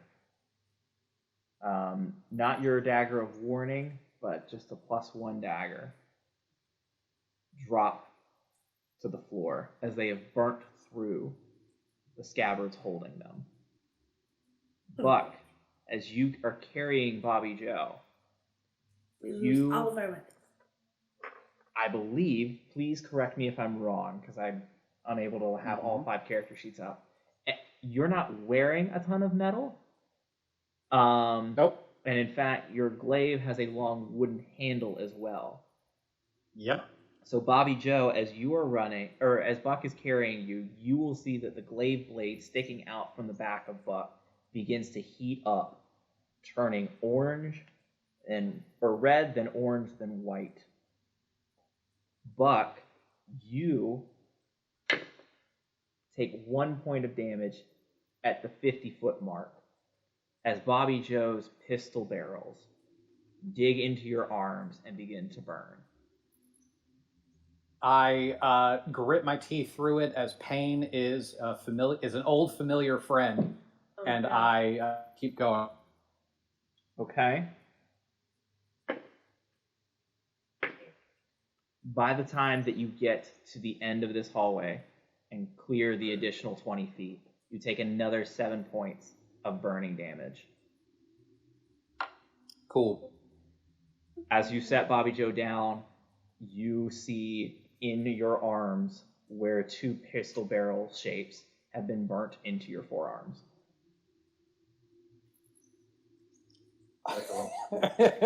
I'll look, I burn. and there's a smell of burning hair that just kind of permeates, and it's just like, oh, ow. Seymour, Yes. I believe you are also fairly metalless. That is correct. I don't know the inner workings of a keytar. I assume that there are metal strings within inside of it somehow, No. but it's also magic and electronic, so it could go either way. I'm not gonna fuck with the keytar, but I do actually probably need to check and just make sure that I'm not missing anything. I have a dagger in my inventory. Okay. Uh, You also The- have a rapier. that is what we're using as the place of the keytar. Correct. Okay. My bad then. And then you got. Oh, that's why that was the one thing I was gonna say. That's all I've got is like the one dagger, which I assume is just somewhere in my backpack because I don't have it like assembled to me. Okay, let's Since I see have then. not once used it in 6 months. Nor have I ever planned on using it. You feel at the 50-foot mark that the dagger begins to burn through your pack. And at the 60-foot mark, it drops out with a small enough hole that nothing else in the pack immediately falls out, but that dagger is now lost to the hallway. And I have now fucked up my bedroll and possibly some of the rope in here. Potentially. Yay. You have not had a chance to examine it yet. And then we will come to Sledge, who, as you walk forward, Sledge, buddy, I think you figured out what's going on here. As you hit the 40-foot mark, you will take 6 points of damage as your armor begins to heat up.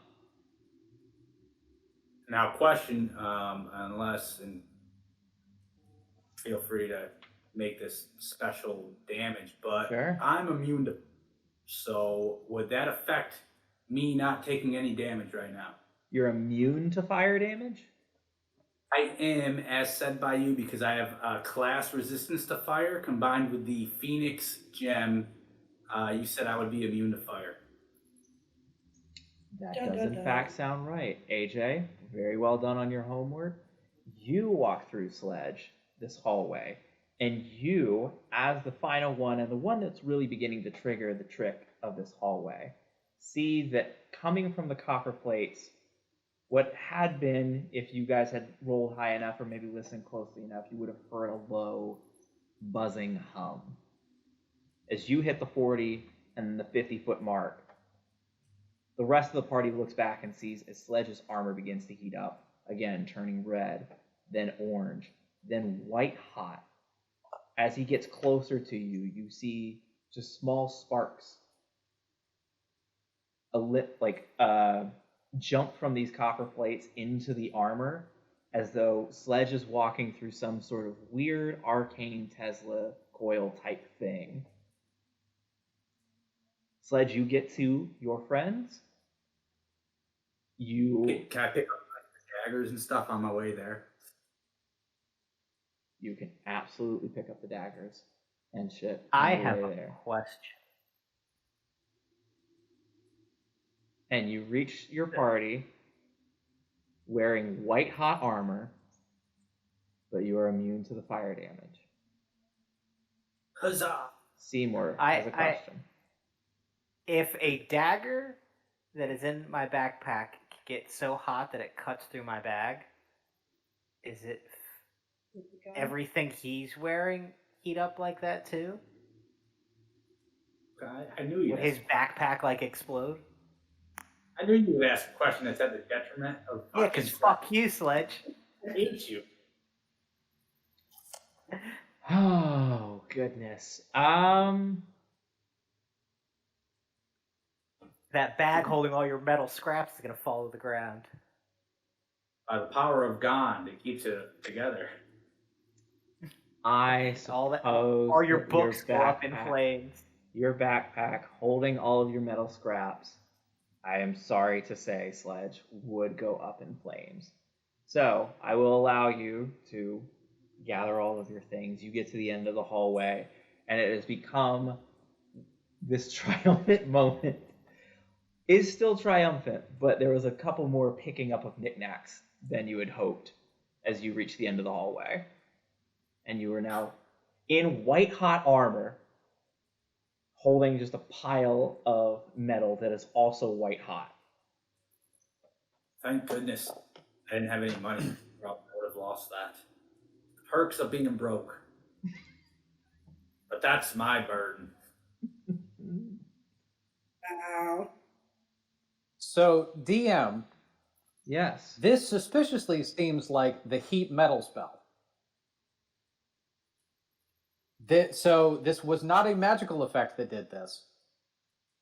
Correct. Okay.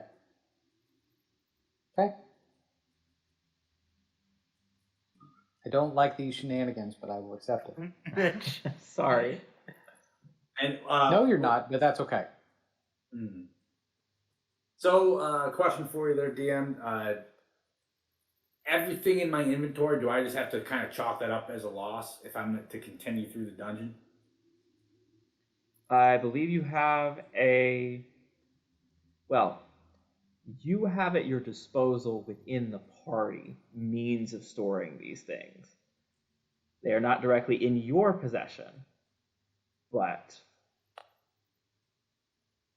As Sledge gets across, Seymour would offer to help carry some of the things that he lost in his backpack to spread the weight.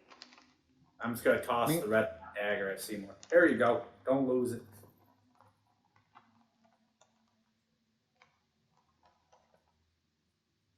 But yes, I will accept his offer. I will also help to carry, if needs be, because I have hella carrying capacity. Or is there a spare bag in the bag of holding? No. There's no spare backpack. We didn't think about possibly losing a backpack. At No, point we- in any we of our have- careers have we ever considered losing a backpack. No, because nothing has ever damaged our backpacks before. I thought they were invincible. I thought they were too.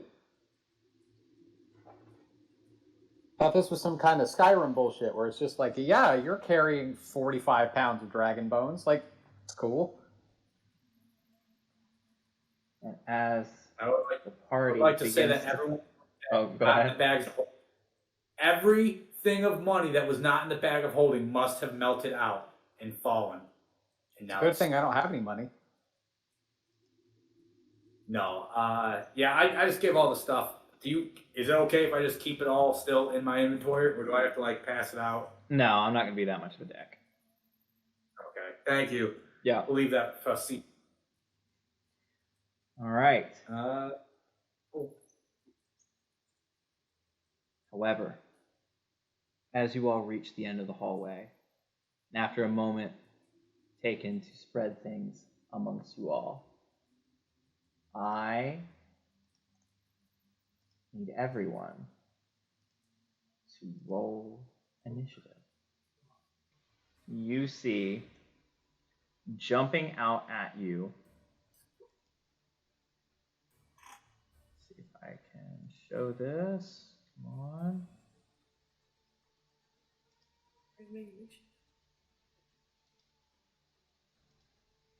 There we go. Right. Of course. Are 8 goblins. Buck, get your people. I've got this. They jump forward, and before we jump into the initiative, I would say the entire party can see that although these appear like goblins, if you were to look into their eyes, no one's home. So they're zombie goblins. No, they're not zombies. They're mind. Maybe they're mind controlled. Well, Zombie. that's hit by zombie. We have So- to protect. Goblins. They're What a is robot. my initiative? So 25 to 20. I got the 25. I don't know how. You got a You got a 25? 25? Okay. Oh, just, yeah, save it. Hell yeah. It was a nat 20 plus 5 initiative. Yeah, that nat 20 is different. Yeah. Okay, Be so proud. nat 20. So make sure that you remember, anything on your turn, or on your first turn rather, any roll is done with advantage. Dope. 20 to 15. Mm. All right. 15 to 10. 12. Okay. I got scared there for a second. Testo with a 12. All right. 10 to 5. AJ had 7. A 7 for Sledge. And I do not see or hear anything from Seymour Oh or no. Buck. Okay. So What number rhymes with Seymour?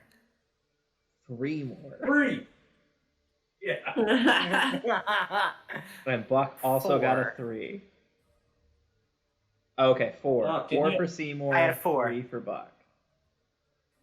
4 for Three Seymour. more.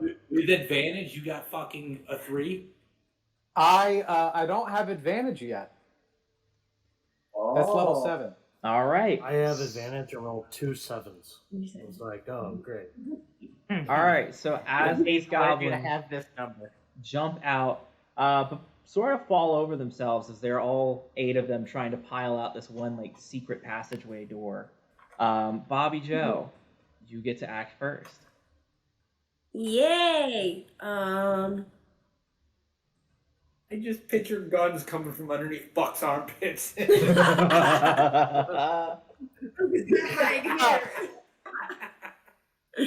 gonna use you as a shield. Can I even hold my weapons though? Because it's hot, right? Or are they cooled down? They have since cooled down Okay. because you have stepped out of the area with the copper plating. You stepped forward out of that area.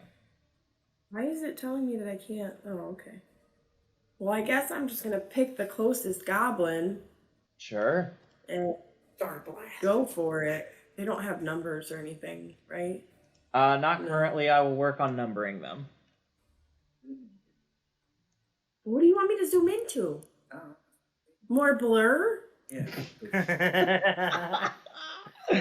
All right. The party is not fond of the large map.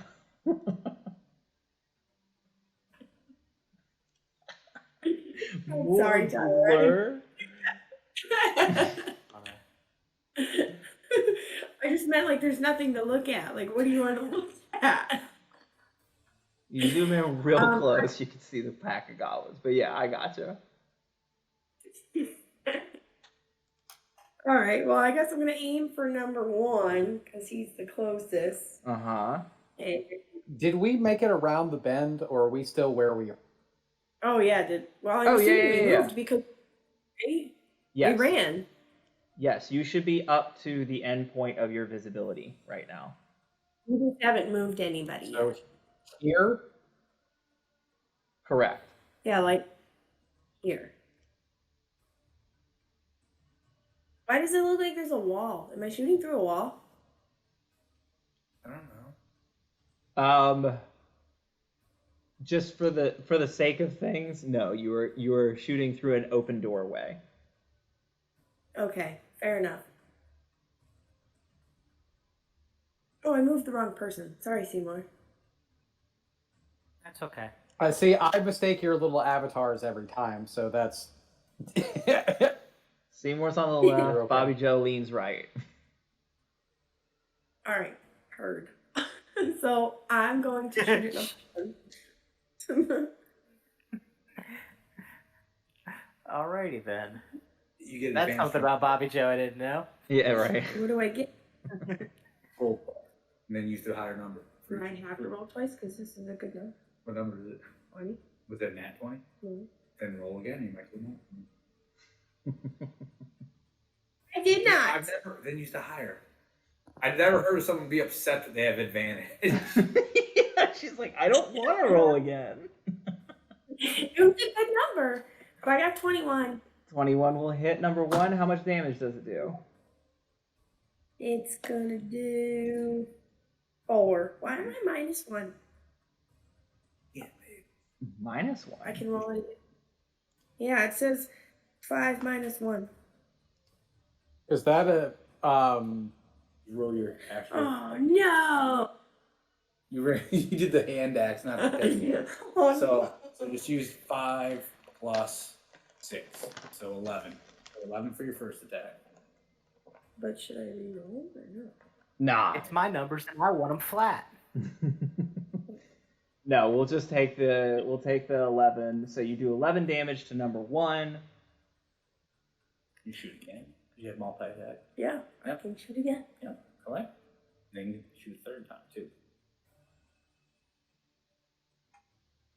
Ew. Roll twice. No. You have advantage. Oh, 20. No. 20 will hit. Damn it, I rolled the hand axe again. It's an 11 again. Okay. And They're right with the second shot, the first goblin falls. Bye, bitch. Can I use my bonus action and shoot another one? You can. With advantage.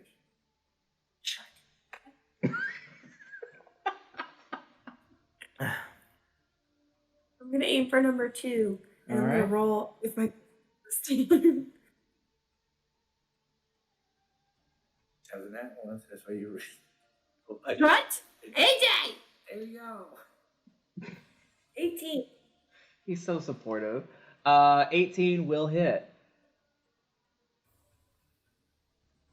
AJ Damn wishes it. they could just play characters cool as Bobby Joe. For real. My next character is gonna be Jobby Bo.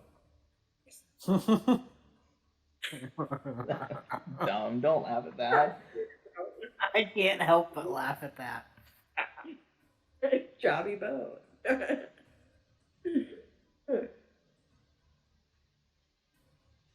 Alright, so you bonus action 18 will hit. Finish your turn, baby. I did roll it. It said a 12 for damage. Good roll. That's Do I bad. have to roll it?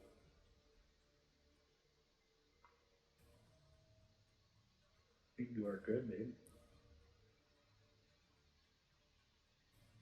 So how much damage?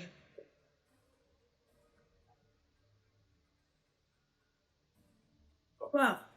12. 12 on goblin number 2. Anything else you would like to do with your turn?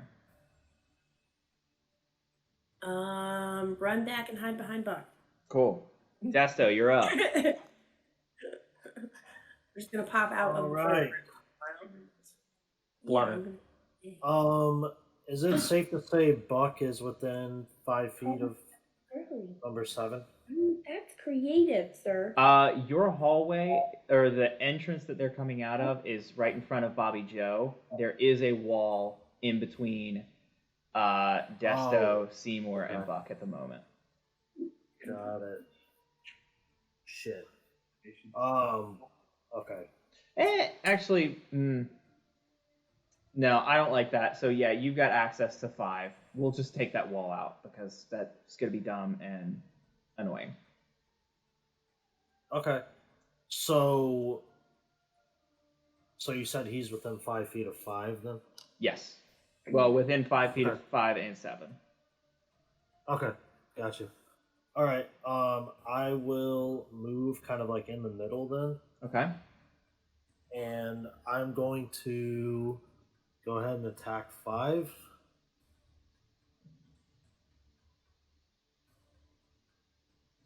Oh, God.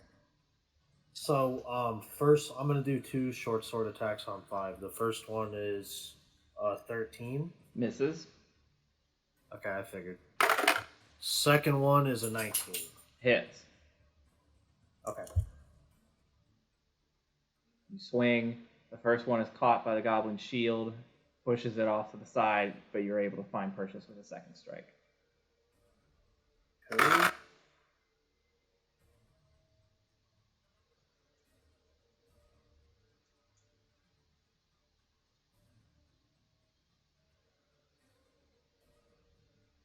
So it's going to be 21 damage total. So number 5. Yeah. And then I'm going to use one of my Whales from the Grave. And I'm going to kind of, with my other hand, point at 7. And I'm going to send this like necrotic energy and draw some life out of him. So Okay. he's going to take 8 necrotic damage. Damn. Number 7. All right. You see that as your first strike misses, the second strike goes deep into the chest of goblin number 5, who drops. Okay. As you turn and face 7 and stick your arms out, you feel the life force, and the party sees that like familiar at this point black and purple energy emanating from you emanating from number 7, whose skin begins to darken and pale. Not darken and pale. His skin would begin to pale and hit the. He looks worse. His life force is being sucked from him. And then we will move, unless you've got anything else. That's your actions and bonus actions, I believe. Yeah, no, that's my turn. All right, Sledge, you are up. 2 goblins have been eliminated. Third one has been hurt. Oh, let me see if I have anything in my repertoire. And I do not. So I'm a loser. say, bitch.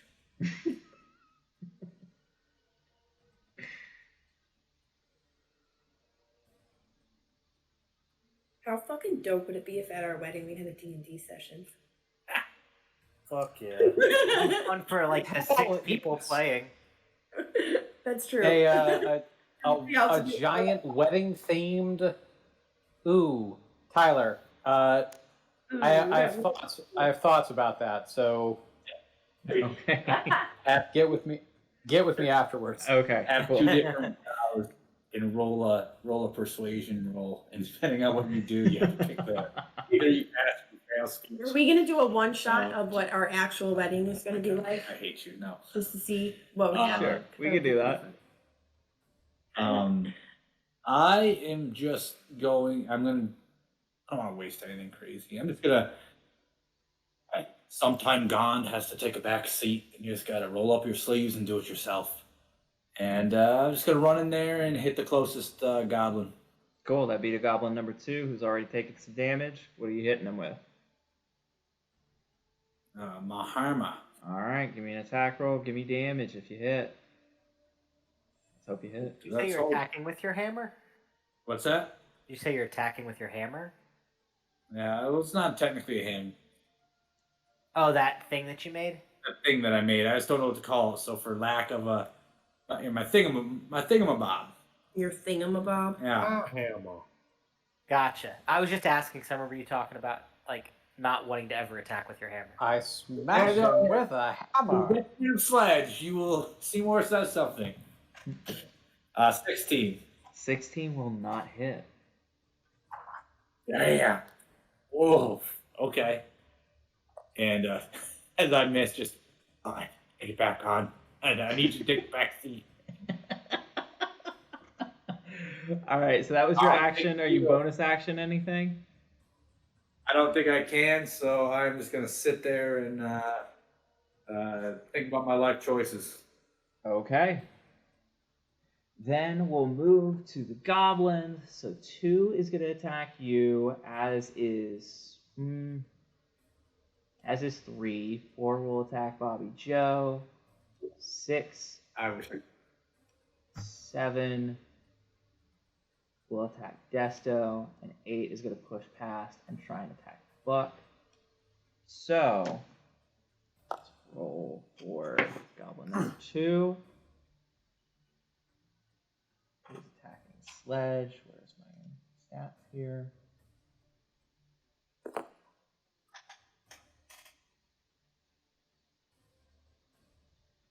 Sledge, what is your armor class, bud?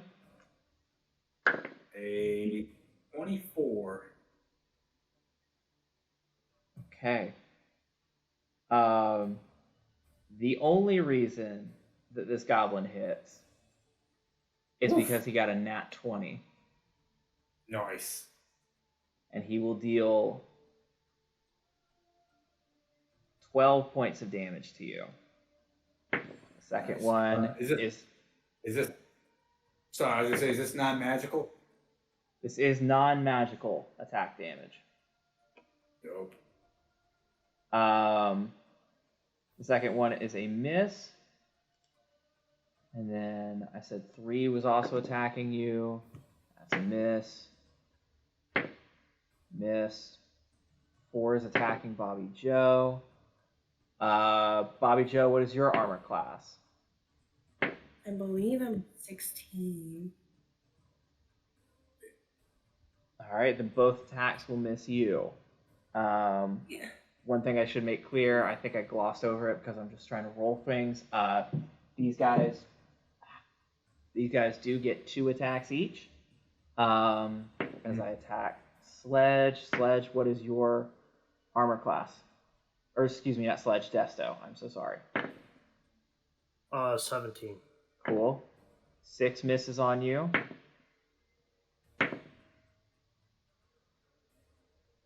Uh, 7 will hit and do 3 points of damage with his scimitar attack. Okay. And then 8 is attacking Buck.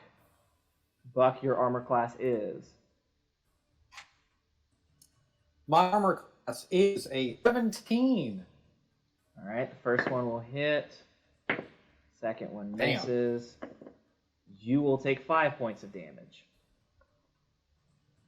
Cool. And then it is Seymour's turn. Based off of how everybody's attacking other people, is any goblin within 5 feet of me, or am I free to cast spells without disadvantage? You are free to cast spells without disadvantage. Right. I will cast 2 Eldritch Blasts at the closest one to me, which is number 4. Okay.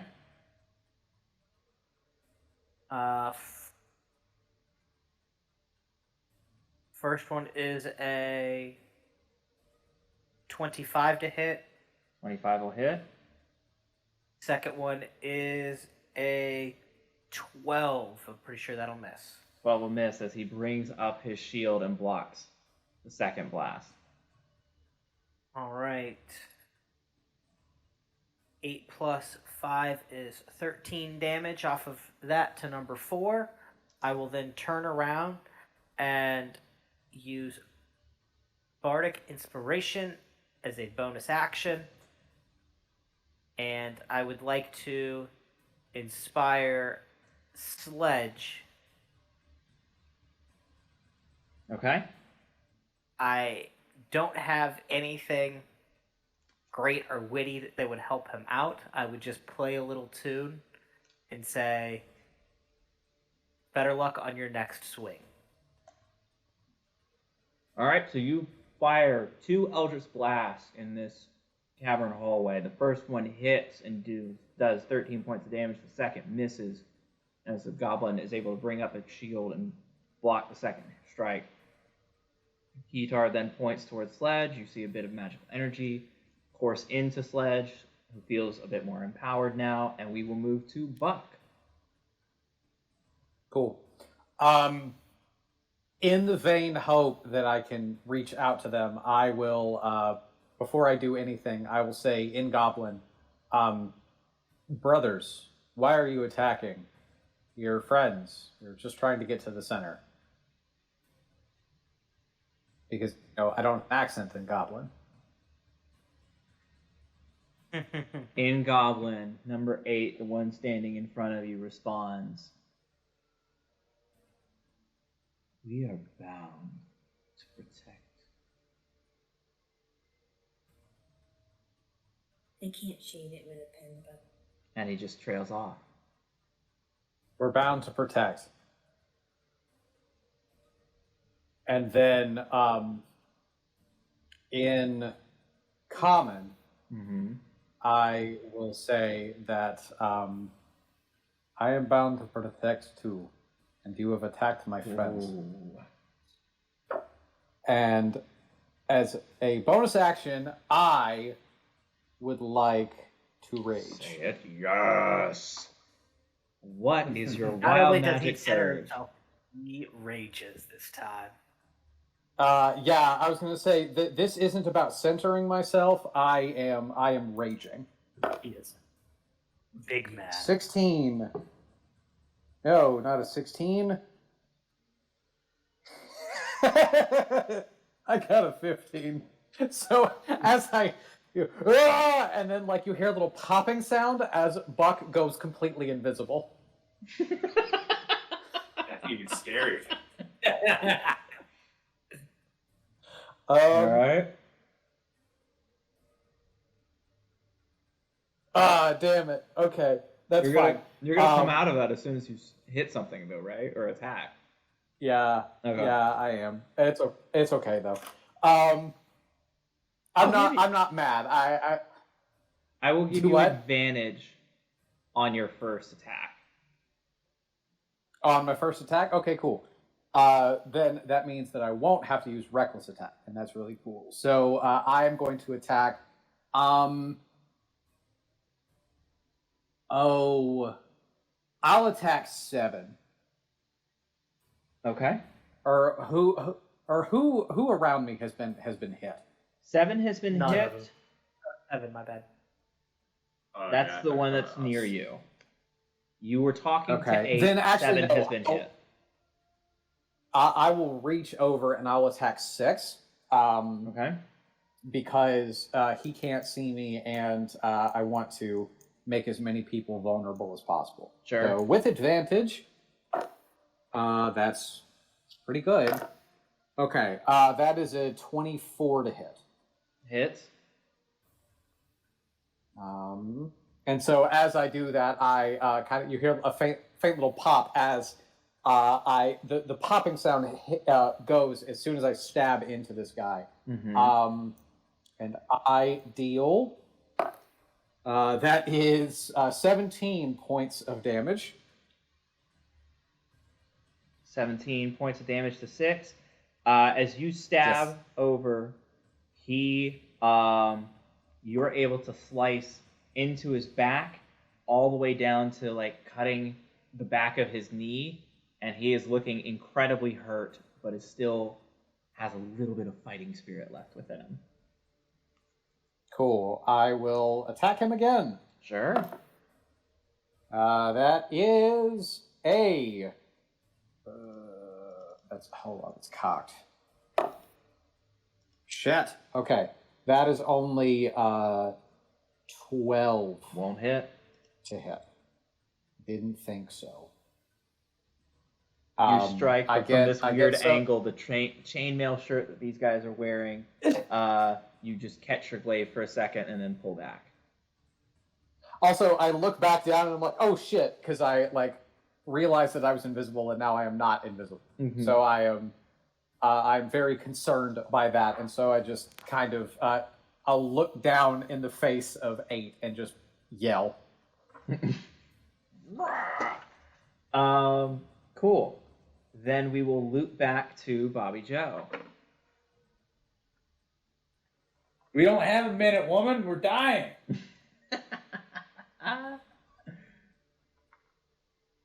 Dying out Yes, here. you shoot. Babe. Excuse me. While we're waiting, in case anybody buys any sleepy time tea, the guy who created it wrote essentially like an extraterrestrial alien Bible, and is racist. Like, Brent, how do you Yes, come across this this- the whole- information? You look so much cooler now, babe. hey man, I peruse the internet for creepy cults, and I found a new one. Sure. Well, I am going to shoot at Buck moved and I was hiding behind him, so I didn't move. Buck stood where he was and just like Oh, okay. slashed twice, but He went invisible and Raged. said, "Fuck you, Bobby Joe." he does puff up like a cat though. Like when a cat gets all freaked out and like puffs up, that's what happens. So I'm even bigger. I'm gonna come out from behind the bluff and aim for number 4. I don't know if I should move my person or not. I think that given the constraints of our fuzzy map and the 10 feet and everything, you are good where you were. I'm going to give you the benefit of the doubt on the range of some of this stuff. Okay. Well, I'm gonna aim for number 4. Okay. You're at 24. 24 will hit. And then 11 damage. 11 This is damage. Serenia. Bobby Joe fires a shot at number 4, who drops, shuddering as they fall to the ground. Nope. I'm also going to aim for number 3. All right. 21. 21 will hit. And another 11 damage. Another 11 There we go. damage. He had not been hit yet, so as you strike into him, you see blood begin to pour out, but he is still fighting. I guess I'll use my bonus action. Or, well, can I use my bonus? Okay, well, I will use my bonus action again to shoot him.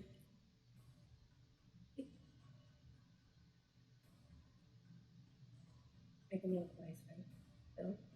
No? Nope, only one. Only the once. Okay. I got a 16. 16 to hit.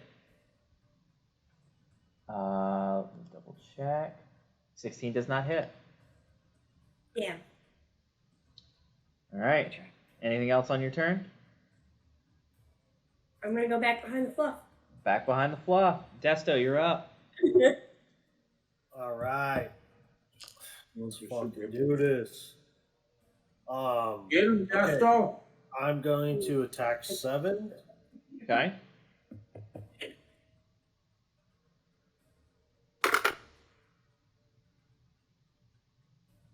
That's gonna miss. That's a 10 Yep.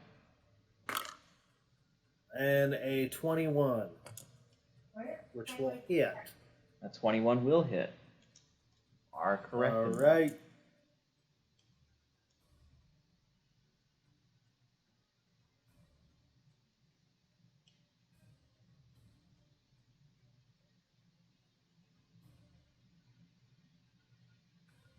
All right. I did 23 damage to 7. Jesus. Okay. Yeah. 7 drops. You know what? Why not? I will burn another Whales from the Grave, and I'm going to point my hand back at 6, Okay.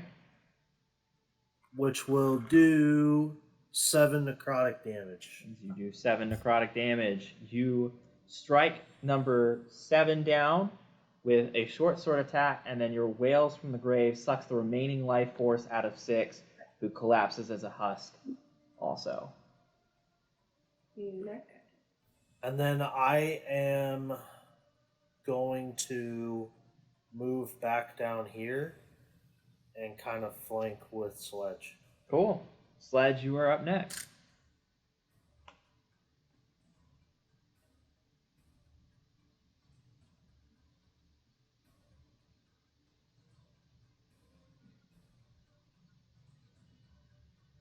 I'm going to. Let me just read this real quick.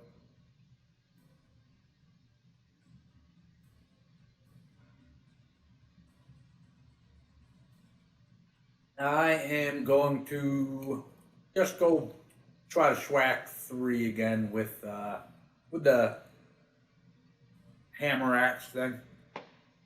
Okay. Give me a sec. I was thinking about using Sacred Flame, but I chose not to.